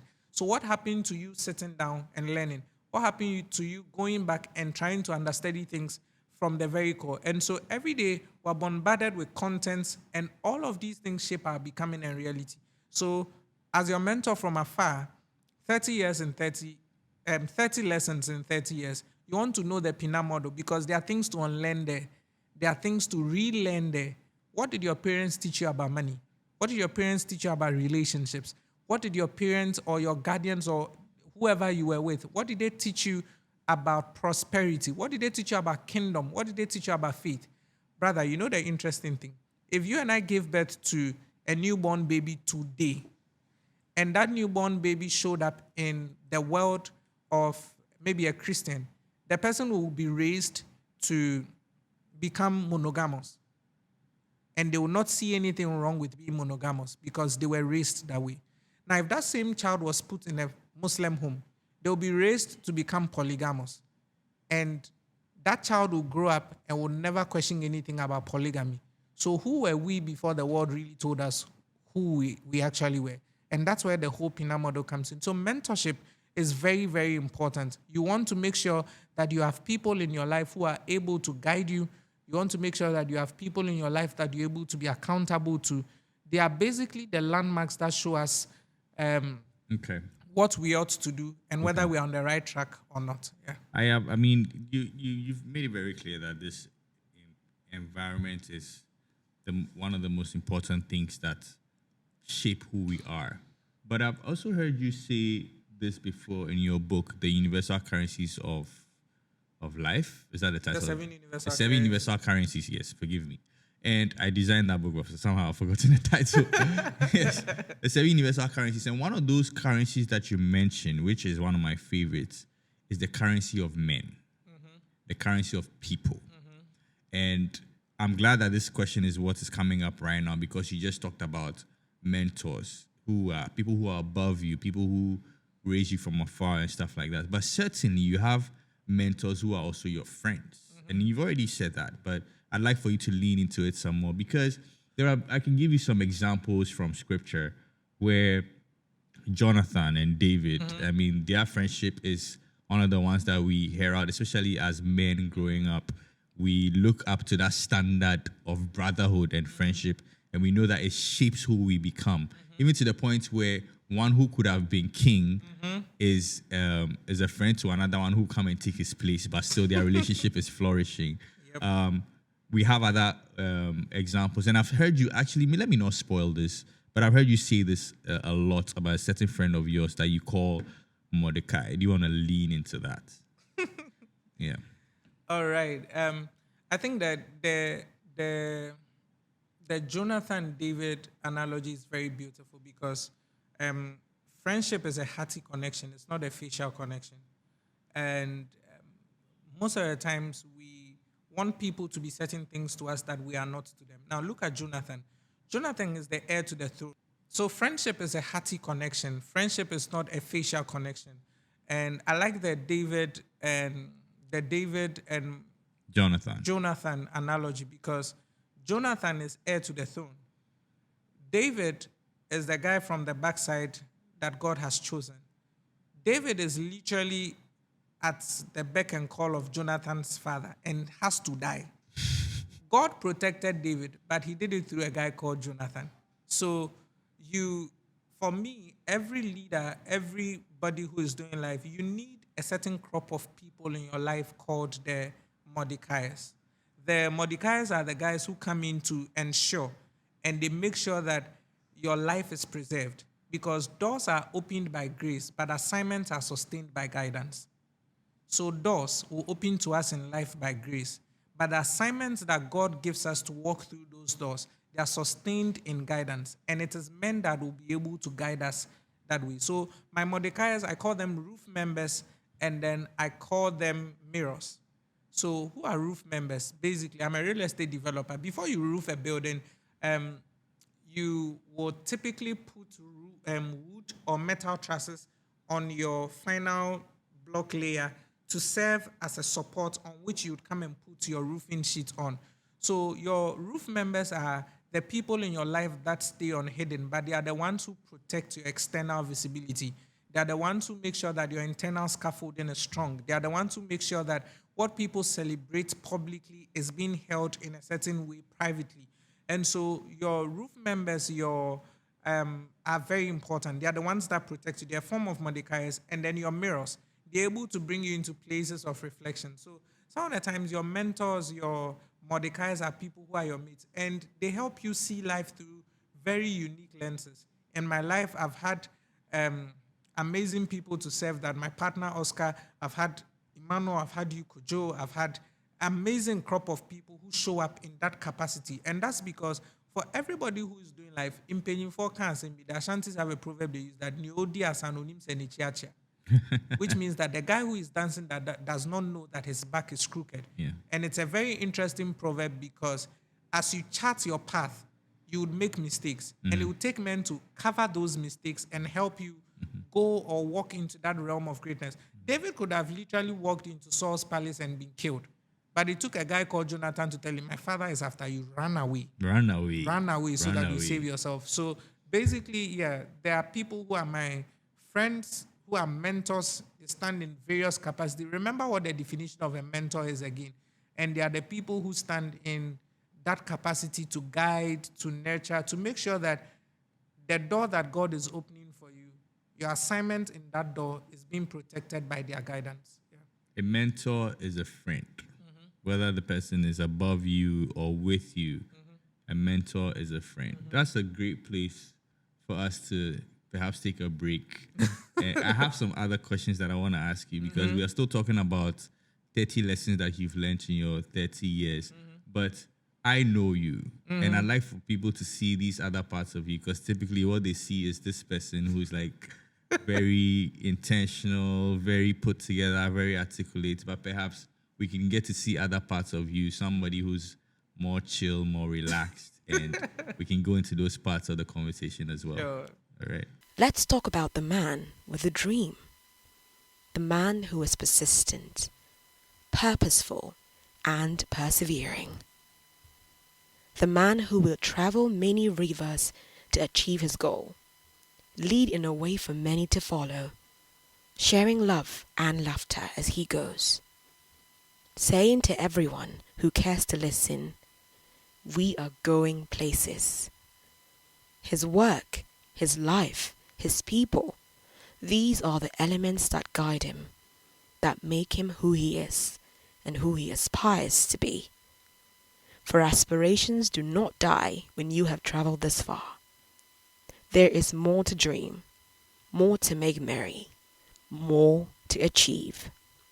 Say long life to the man with the dream, Moses B. Arthur.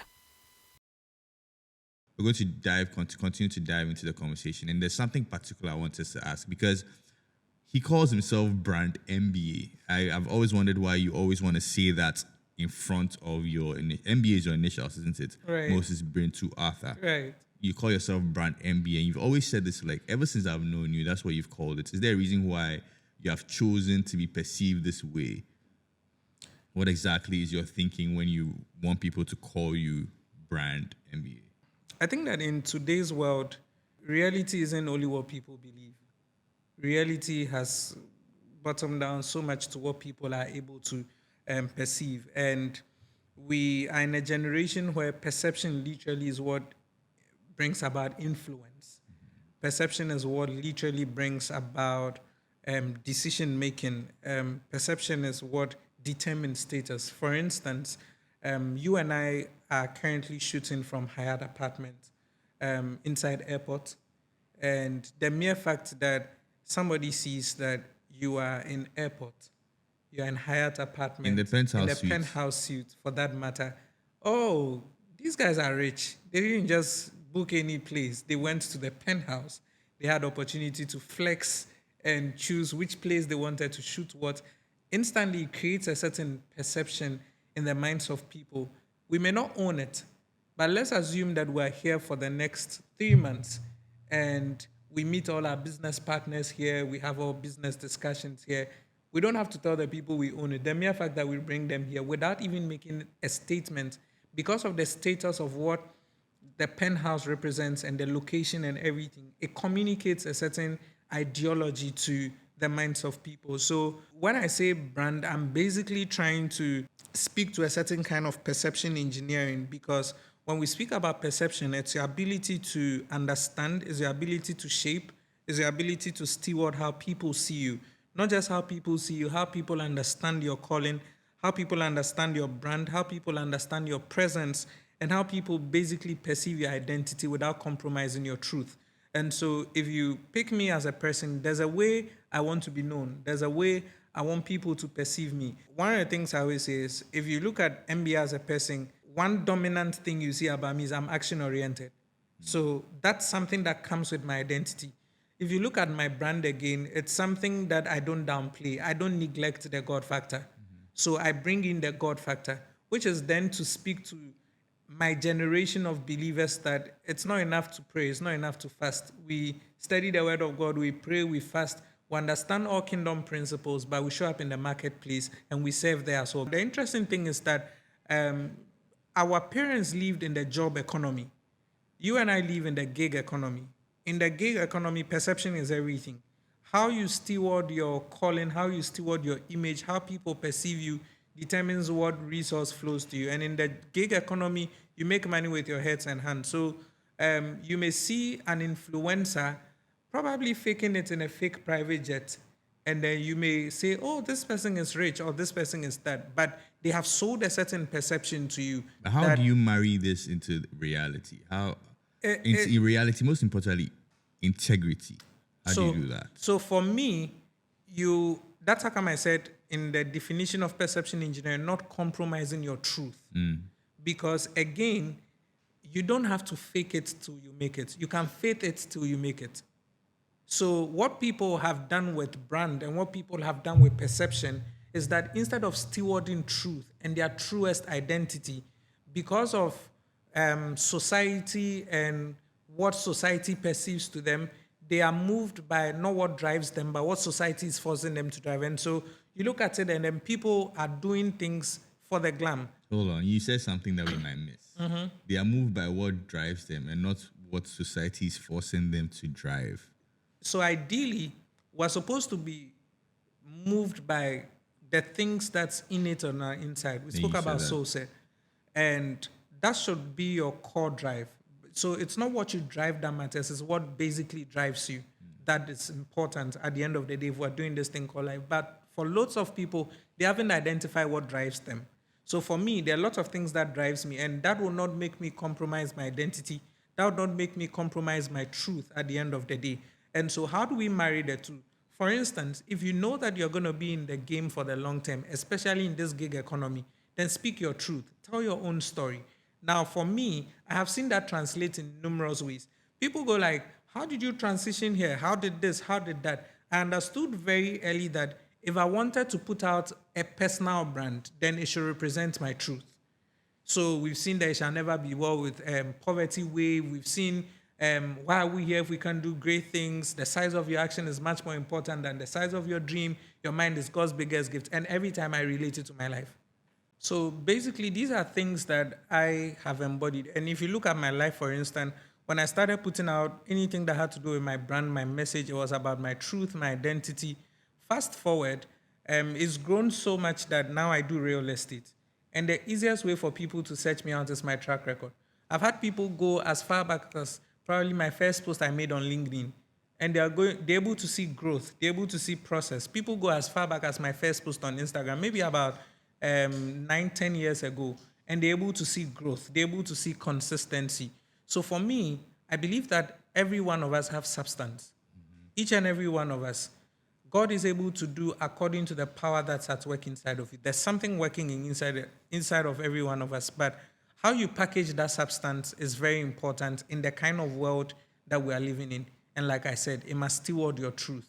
So don't fake it. Faith it. Faith it. Faith it till you make it. There is it's clear to me that there is a goal that you are working towards. Something that you are, I don't know what that's called, it a destination that you are consciously working towards. Tell us what it is. I think that I'm still in my becoming process, and I always say I used to have this hashtag, the making of a mogul. Yeah. Yes. And I see myself as, So you become a mogul. I think I am already, but in my baby stages here. But yeah, somebody who would stand tall in the marketplace, somebody who would stand tall for kingdom. And somebody asked me, you call yourself His Excellency, do you want to be president of this country? I said, I haven't thought of that. But one thing I know is that as we journey and as we become, various desires show up in our hearts based off of our levels of becoming and what we seek to do to impact the world. So for me, that bottom line will be in life and in business. I think that everybody should have a destination. Your destination is where you take people to. If Interesting. if I'm a CEO, I'm a leader, and I have people following me, I should have a certain end goal in mind. I should have a place I want to take them to. And look at Moses. Moses is called by God, and he's told to deliver a group of people who are his people. He leads them. He's told to deliver them to the promised land. But Moses has not been to the promised land before, so he couldn't take the people there. So where you haven't been to, you can't take your people there as a leader. And that's how come you should have a destination in mind. So guess what? The guy he was raising, who was his mentee, called Joshua, was somebody who was sent to go and see that very same land as a spy. He knew the ins and outs of the place. Moses is off the scene for whatever reason. And Joshua is the guy who leads the people there because Joshua had very seen the destination and he was able to go there. So for me, I think that in life, you should have a destination in mind. The thing about destination is that the path to the destination may not be clear, but you should have an end goal of what's your final breath going to look like. When we reflect on your life's journey, what should it have accumulated into? And that should inform certain kind of decisions you make, who becomes your friend, what kind of vision you embark on. Like, because of my destination, literally, there's a certain kind of business if you bring to my desk now, I won't do it. You know, prior to this conversation, there's this guy who's been chasing me from Nigeria about this business opportunity, da da da da da. And then I shared, he's been on my neck. He's like, the date is expiring, you have to invest, you have to invest. So I shared the whole proposal to my investment consultant in New York. And I said, kindly have a look at this and let me know what you think. And then the person comes back with about 16 questions of the investment. And I share it with this Nigerian. And he's like, when are you free for us to have a video call so that I can explain everything? I'm like, just respond to them. I'll just forward it to. Then it's like, which investment firm does your investment consultant work with so that it can inform my answer? I said, why should that inform your answer? At that point in time, it's a lot of red flag. You probably wanted my money to go do whatever thing you wanted to do with. So where your destination is headed is very important. And some of the times, the moment you lose sight of your destination, it affects the people who are following you. So it's very, very important. And for me, I think that each and every one of us should have a certain end goal in mind. Jesus did. Almost every great person did. And it informed the kind of things they did in their time on the earth. You're a family man. Yes, I am. Where are you taking your family to? So this is a very interesting question. Before I got married, I asked myself a question. I said, what do I want my family to be remembered for in heaven, on earth, and in history? And that literally is shaping a lot of things because I didn't want to approach marriage like every kind of marriage that I had seen. And so I used to really ask, and I still ask myself that question. If I'm getting married to someone's daughter, what do I want this union to represent in the next 200 years? The offsprings that are going to come from this union, what do I want heaven, the earth, and history to remember them for? And that has, still ordered a number of things. I can't go into the intricacies of what Your vision, the family vision. Absolutely. But then there's a certain destination that I want my family to be in, and I want my, generation to embody. So we're supposed to take the steps our parents did and make it better, not to take it backwards. So yeah. Now that you're 30 years, I'm pretty sure you had this conversation with yourself when you were 20, where you forecasted what the next 10 years would look like. And as far as I'm concerned, and just being in proximity of all the blessings and the grace and the challenges that God has taken you through, you have been able to walk the path that God has set you on for the decade, most parts of the decade. Now we are stepping into a new decade. You are 30 now. In just a matter of a few months, you start counting 31, 32, 33, and then we hit 40. What do you think that you would shape this next decade that you're stepping into? It's interesting you started off by saying that I had this conversation with myself at the age of 20 because I started saying the making of a mogul when I was 20 years. And I still think that for the next 10 years, it's still going to be the making of a mogul because I don't think I'm there yet, And probably we'll get to a point where it will change to leave a legacy. But for now, it's still the making of a mogul. When I think about the next 10 years, I came up with something very interesting. Beans is one of my favorite foods, by the way. So, especially if it's with watching, but beans is one of my favorite foods, and I know it's the favorite food for a lot of people. Yeah. Especially if you went to high school, any of our universities, beans there. That combination is very solid. It's very helpful. It saved a lot of us. It's a 0-1-0. It's a serious formula.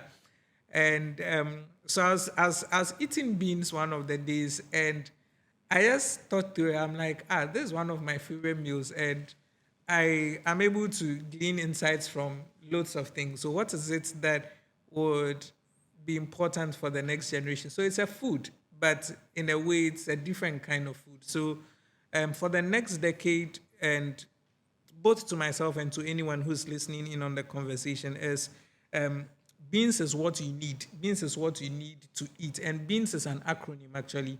So the B is for believe in possibilities, even when evidence is scarce. Believe in faith possibilities. right there. Yeah, believe in possibilities even when evidence is scarce. Because when I look at my life over the last 10 years, there's been this die-hard faith and possibility. Like, there's been this die-hard faith that things will work out, even when there was no evidence to show for it. And that's the thing. What you believe in, eventually, the universe begins to organize it and bring to your doorstep. So beans is what you need. The B is for believe in possibilities, even when evidence is scarce. E is for embrace challenges as opportunities to grow. One of the things I always say is that if you want to know more about yourself, try entrepreneurship. It will stretch you. I've discovered depths about myself I didn't know existed simply because I'm a businessman. The amount of pressure I'm able to handle at a go when everything looks like it's falling, but I'm still normal, has been as a result of embracing some of the challenges. And again, nothing has a meaning except the meaning you give to it. So for me now, challenges are opportunities to flex my faith, the opportunities to flex my thinking, the opportunities to flex my muscle. And so for any young person who's seeking to do well, both in their own unique journey, you have to embrace challenges, and you need to see challenges as opportunities for you to grow. Everything you want to do will require a certain amount of suffering. It will require a certain amount of pain. You need that right mindset to um, to be able to go through it. It's like, okay, we want to do real estate, want to do real estate, want to do real estate. Then real estate comes. Then now you start thinking, how do I sell? It's like a woman saying, Lord, bless me with the fruit of the womb. Help me take seed. Help me take seed. Help me take seed. And then you finally take seed. Then you realize that, okay, this taking seed journey is not a joke.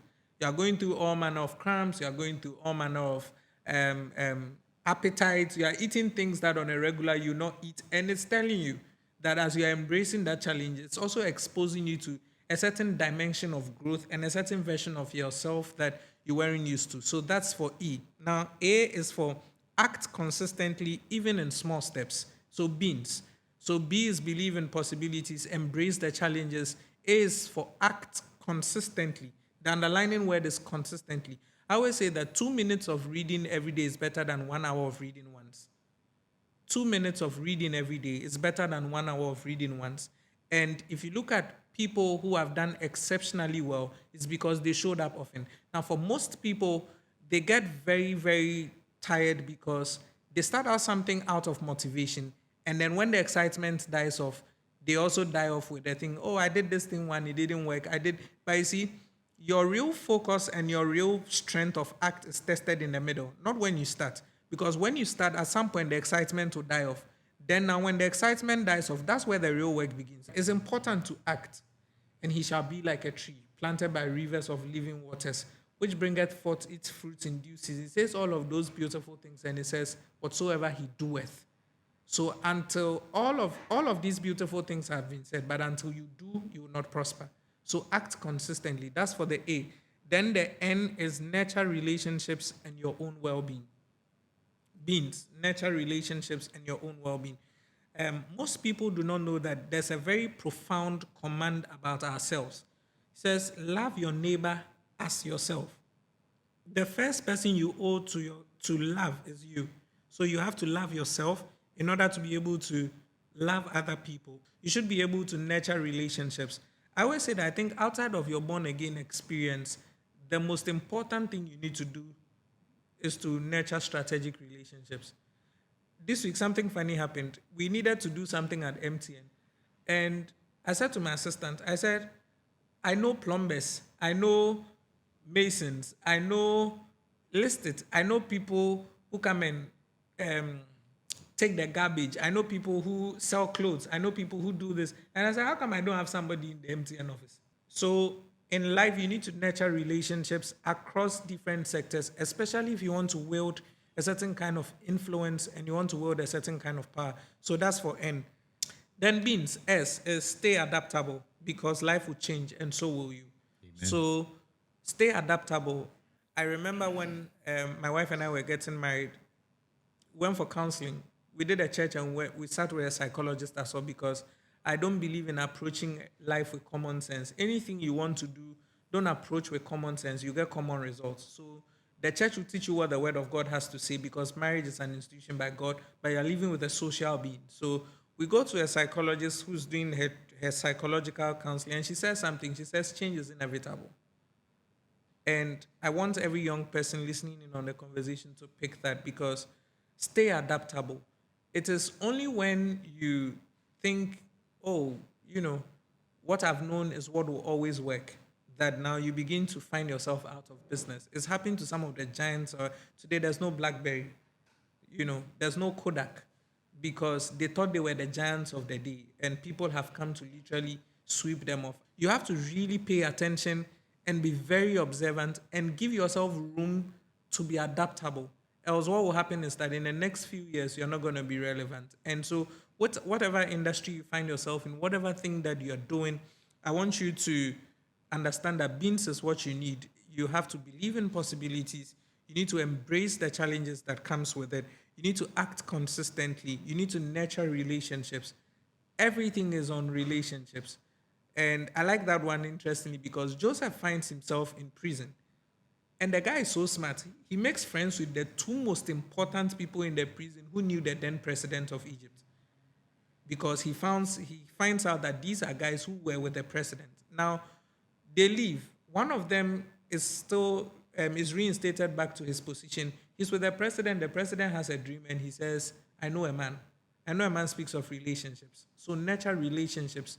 Whichever part of the world you find yourself in, nurture relationships. And most importantly, stay adaptable. So with these beans, and if you get some nice juice, and if you add some fried plantain, if you add and some if you salad, add some if you come salad, from Kumasi. if you come from Kumasi, No shit. and if you add some pear, if you come from Kaswa, you add some willy and things. You should be good. It should be good. I'm really enjoying what you're saying thus far. There's a saying that's Salman has heralded up to this point, and it's two laws. The first one is how all blessings come from God, which is established. Mm-hmm. And the second one is how all blessings come from God, Through men. but through men, which is established. Mm-hmm. So I believe that what you're sharing with it, what's that part? Nurturing relationships. Nurturing relationships. In your beans, Yeah. whether it's the oil part of the beans or the main Whether it's beans. the Gary. It's important that your most valuable asset is people. Yeah. Let's do some rapid fire questions so that we can wrap this up. Shoot. So you give me like quick answers, all right? Yeah, you said that you're actionable. So let's test that. Let's test some actionable things. Pressure. First one, morning person or night person? Night person. Favorite book? Ooh, the Bible. What are you terrible at? Dancing. If your 30s had one word, what would it be? If my 30s, which is what's ahead of me. No, yeah, what's ahead of you? What's ahead of me? Mm-hmm.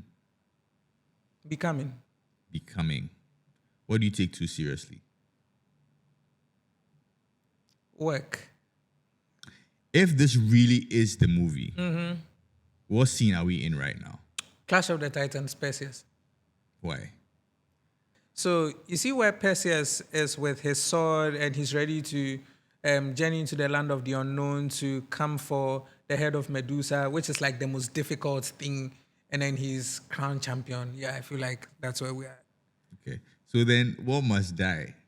If you're Perseus, what must die for your next season to live? Fear. Good. What's your favorite brand? Favorite brand in terms of? Clothing, vehicle, watches. Watches. Favorite brand, clothing. Good news. If you couldn't have given a different answer. Favorite car, G-Wagon. Everyone needs a God wagon. Watch, Rolex. Yeah. That's a really good one. Favorite podcast? Chris Williamson has a podcast on modern wisdom. So Chris Williamson, in no particular order. Thought Become Things, my podcast. Um, Diary of a CEO. If your loved one, your wife, asks you to let go of something today, what would that be? Let go of something to serve what purpose? Because I have to wait. Yeah, to serve what purpose? I need to know what I'm sacrificing for what. Okay, I'll take that answer. But the thing is, with this conversation thus far, is you have taken us through by sharing your 30 lessons in 30 years. You have basically documented or help us go through your entire life from your childhood to your 20s to now your 30s. But there's something that I think happens with any type of, how do you call it, forecasting. It's not always foolproof. So my question to round this up is, all these lessons that you've shared with us today, which of them do you think you disagree with when you're 40? Validation is in the womb of time, yeah? It'll be hard. It will be hard because if I'm going to disagree with anything, then an experience or something in life must show up for me to now come back to have a look at my philosophy and that particular framework, for which reason I would say, I used to believe this 10 years ago, I don't believe that now. So an experience in life must show up, or something must just happen for me to debunk that. But as I'm sitting here, in all honesty, I don't think any of the things that we have touched on and I've shared is something that would not be important even in my 40s, because it's like there are various building blocks here and there that that eventually would keep shaping my becoming and that of any young person. So, like I said, we go through constant reflections, and that's why I started off by saying that I'm not in for the achievements in the next phase of my life or the wins. Yes, we've seen some great wins. Yes, the wins will come, the achievements will come. We'll be excited about them when we chalk those milestones. But at every point in time, those reflections is what brings us to a place of gleaning wisdom. So let's see what life in the next decade would pop up with. Who knows? In the next 10 years, we'll probably be sipping juice on some yacht somewhere in Monaco, and we'll be shooting 40 lessons in 40 years. And maybe we would have a look at this question again. And then maybe I may do some readjustment and let you know which one changed. Because life has various cards that I believe we'll deal with. But I don't know what they will look like, but ready to face them head on. And for me, I spoke about fear. It's the fact that outside of death, every defeat is psychological. So Outside of death, every defeat is psychological. What kind of father do you think you would be? a loving one, a present one, a connecting one. Um, One of the things I know my children will embody is action. As for that, you'll be tough. Yeah, because I want a certain becoming out of you. You'll be tough, but already per the decisions that I'm already making towards life, I think that by far my children would see, better. They would experience better, and I'm waiting to see what fatherhood will bring out of me. At least there are people I'm like fathers to, but it's not like my own child. So let's see what it will look like. It does seem like a very noble thing to seek friends who look out the best for you. But the question I always ask when such questions come about is, what kind of friend are you? If one of your friends in this, because there are many of us in this room who support you, what kind of friend are you? Would you say you are to them? Moses is many things. Moses is a Mordecai. Moses is many things. The true test of any relationship or friendship is also what you actively contribute. And my wife always says that Mr. Goodman, because sometimes she feels like I'm too good and it's to my own detriment, and I overlook it sometimes. But I feel like being good being good is good for business. Being good is good for society. So, and you know, I picked that thing because there's a natural negative cognitive bias that comes with us as Africans, especially in the sense that if you look at the growth of humanity, we came from caves to places of survival where our instincts basically gives us a negative edge when we begin to look at things.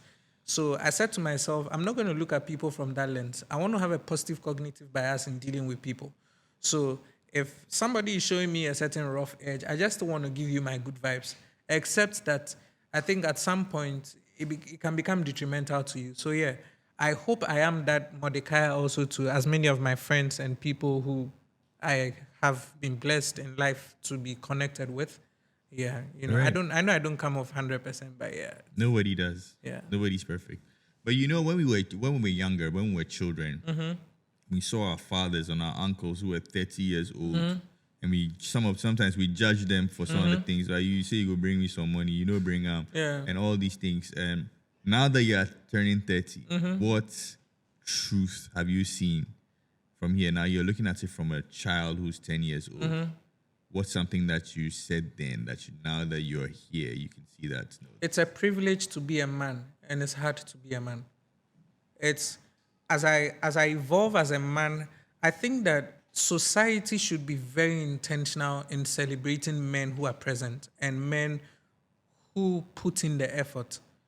They may not have it all, but they are putting in the effort. And as a man who puts in the effort and as a man who tries, I think that people underestimate what a little tap on the shoulder to say you are doing amazing, what it means. I saw a video on social media where a woman came out from, I think it was TikTok or so. So every day she's been nagging. She's been complaining. Then, brother, she comes out from work one time. I don't know which angel spoke to her at work that day. She came back and she didn't nag. And her husband is white, she's white. And she says, I want to say thank you.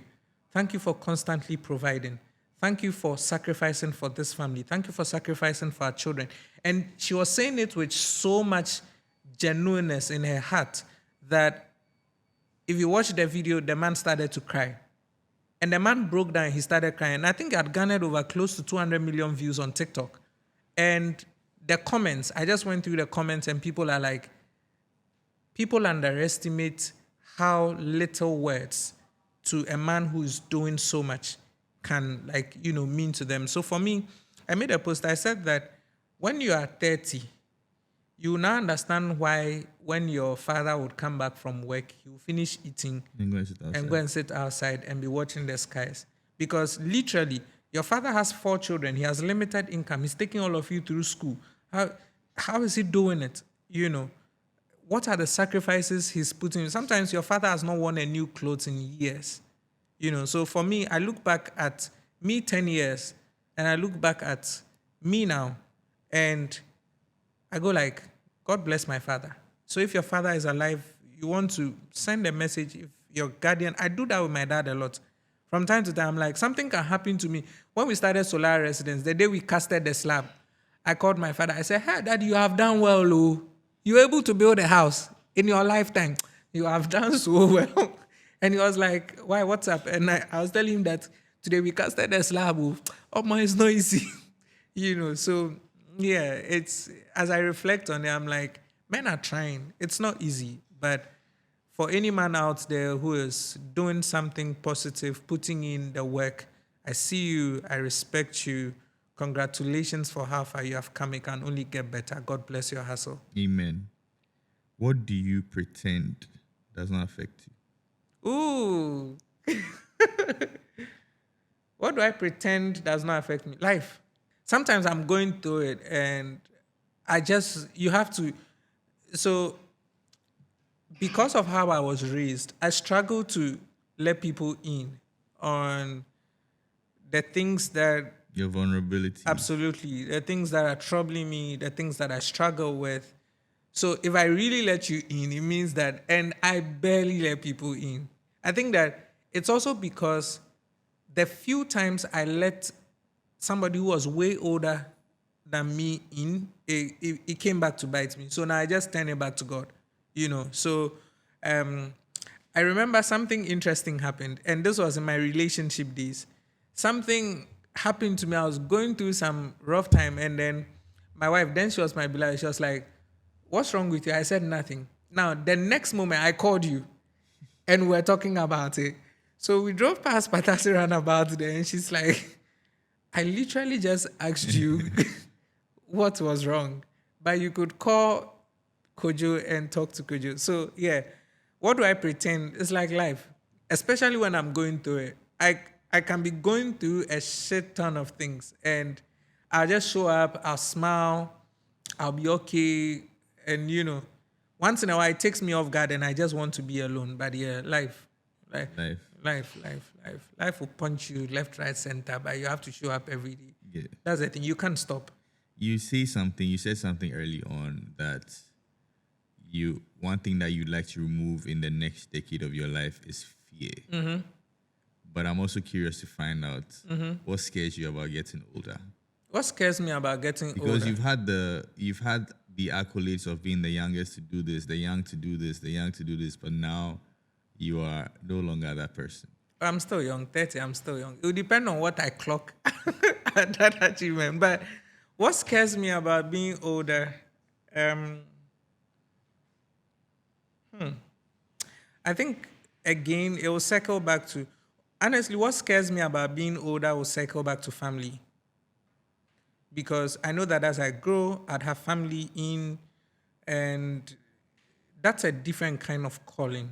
That's a different kind of grace, because when you're married, you're responsible for your wife. When you have children now, you are responsible for nurturing a life, trying to show them possibilities, stewarding their growth, their calling, making sure. And the thing is that you become your child's hero. Every father is a hero to their child. Like, you go and say, "Daddy, I want ice cream." You don't know whether daddy has money or not, but daddy gets it for you. So I think one of the fears will be growth. Yeah, especially in relation to family. And I think one of my greatest joys will be 60, 70, 80, 90, 100. And then you're surrounded by the amazing people that God brought through your loins. And my friend said something to me in Atlanta. We're driving, and he said, "Do you know what's beautiful about the next decade?" I said, "No." He said, "Is your son looking at you, probably at the age of 10, and saying, 'Daddy, I'm proud of all that you have become.'" Yeah. You're turning 30.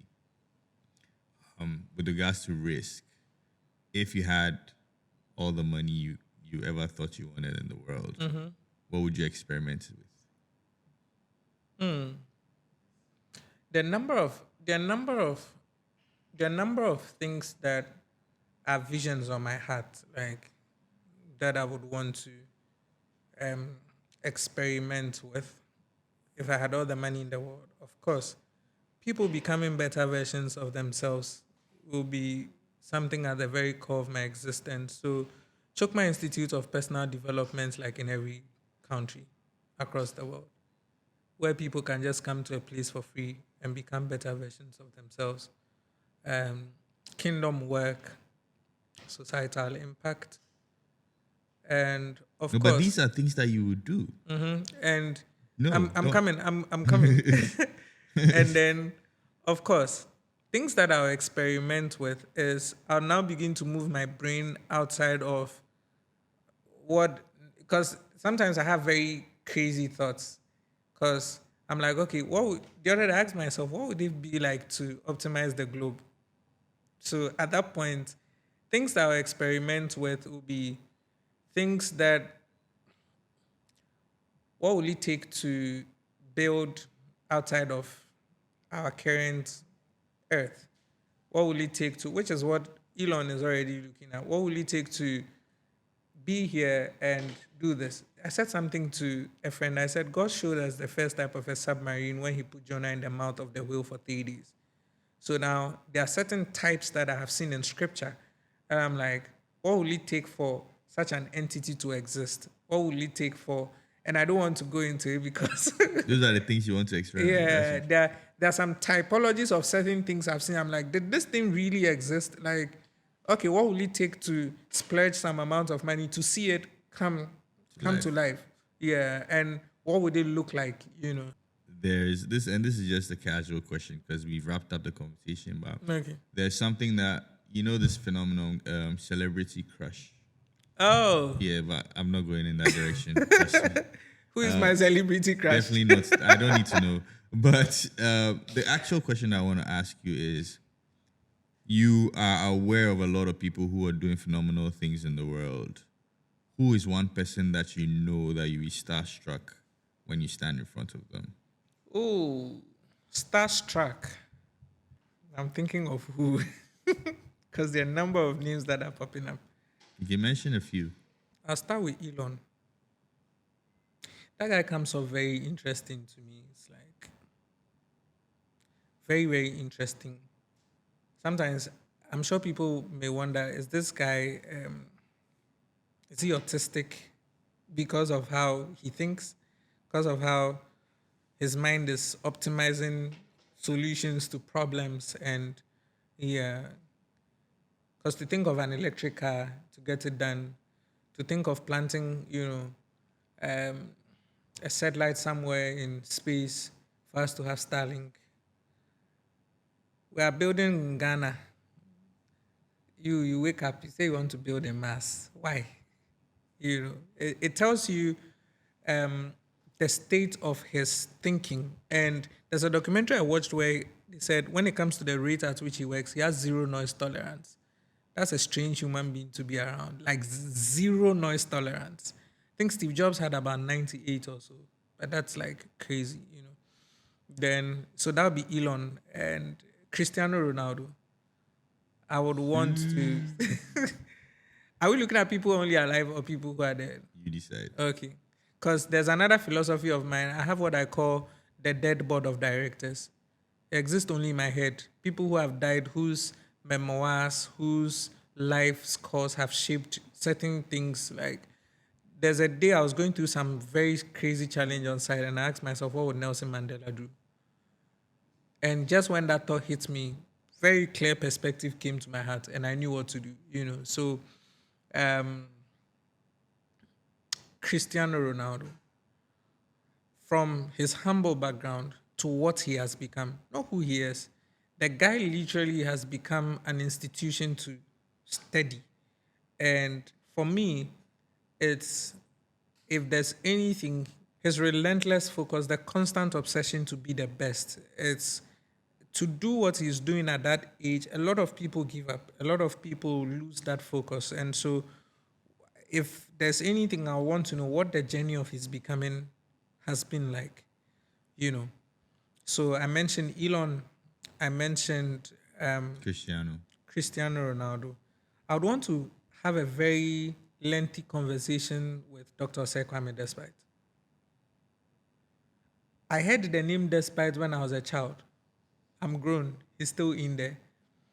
I have heard people say he didn't go to school.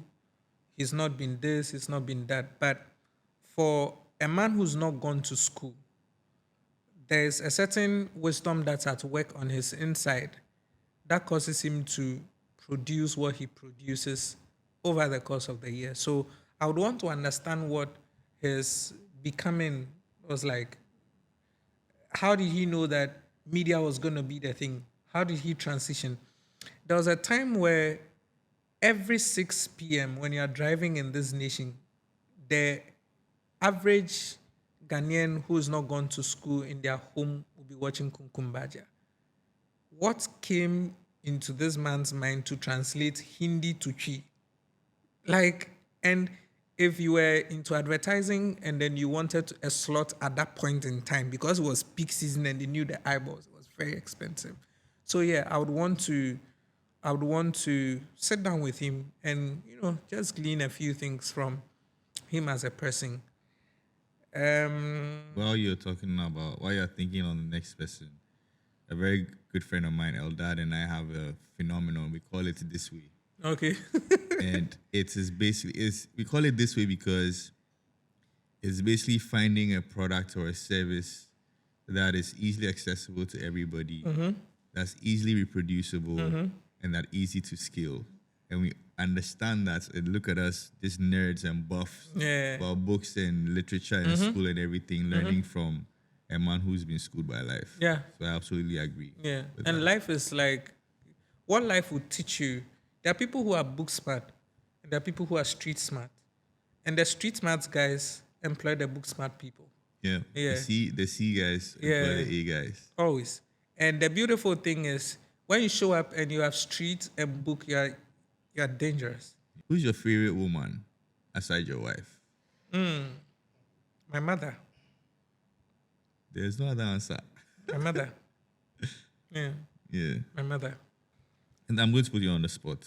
Pick 5 of your friends and speak into their lives what you want their end of year to become. 5 of my friends. I'll start with you. So I want you to know that the world is literally awaiting your footprint and global dominance. The reason being that you've made footprints, but the world awaits your global dominance. Because I strongly believe that he's giving the globe to you to do what you have to do with it. And so the world awaits your brilliance, the world awaits your global dominance. Another person, I'll pick director Emmanuel. Yeah. It's my greatest desire that the kind of goodness that he has in his heart would keep coming back to him. I'll pick Oscar. For Oscar, my prayer for him is that the glory of his house will constantly increase. I call Oscar my personal pastor. You know, I'm able to go to him, we're able to talk, we're able to discuss stuff, and, you know, I'm able to talk to him. God should increase The glory of it. the glory of his house. Yeah, the glory of his house. So that's 3. And then I'll pick my wife. For my wife, who has been a great pillar in my life, 20th October 2010, I went to Anglican Senior High School. And I remember that day when I was going to school, my father said something to me because I'd gone through a number of storms. And he said to me, today, you have an invincible pen in your hand. What you do from today determines the story you write for the next years. It really has been a certain invincible pen. And one of the writings of destiny God gave me from Anglican Senior High School was my wife. And I think if there's anybody who knows MBA, it's my wife. And she's been there. She prays for me. She supports me. She doesn't judge me. She wants the best for me. And so it's my prayer that whatever sacrifice that she goes through for my sake, because I know I don't make it easy. It's not easy to be with somebody like me. I'm tough. I'm difficult. But she bears with me. And so it's my hearty prayer that whatever thing that she sacrifices for my sake, the Lord will recompense her. The Lord will keep her. Her joy should be full. If there's anybody I don't mind sacrificing for, it's my wife. When it comes to her, like, I don't mind. So, and I thank God for the opportunity to do life with her. She's seen my growth in numerous ways, and I'm grateful that she's been present. She's been here. My last person I'd speak about a man called PDD7. Knowing him has been a source of great joy and hope. I got to know him when I was in SHS2. That's how far I've known him, Scott Daniel. And he's been an amazing pillar in my life, grooming me to understand the word of God, grooming me to understand how the spirit realm works, speaking life into. There's no day I go to him with any idea of mine, he debunks it. Every time I have an idea, I bounce it off him. He would encourage you, he would pray for you, he would check in with you. Last year, when I felt like my world was crashing, he was present, speaking to me, encouraging me, calling me, checking up on me. And it's rare when you have gifts of men like that in your life. And I was asking myself, how come I've known you this long and we've been friends this long? He was telling me. And so my heart for him is that the hand of mercy will continuously keep him. that the hand of mercy will continuously write his story for you to be beautiful, that the hand of mercy would cause his heart desires to constantly come true, to constantly come to pass, and all that is written concerning him that will make his joy and his heart full. God should do it for him before the end of the year. So yeah. Amen. This has been a wonderful conversation, Moses. Thank you for sharing your life with us. If you are enjoying the conversation thus far, make sure you like, subscribe, and share. The channel is Moses B. Arthur, the Moses B. Arthur on YouTube and all social media platforms.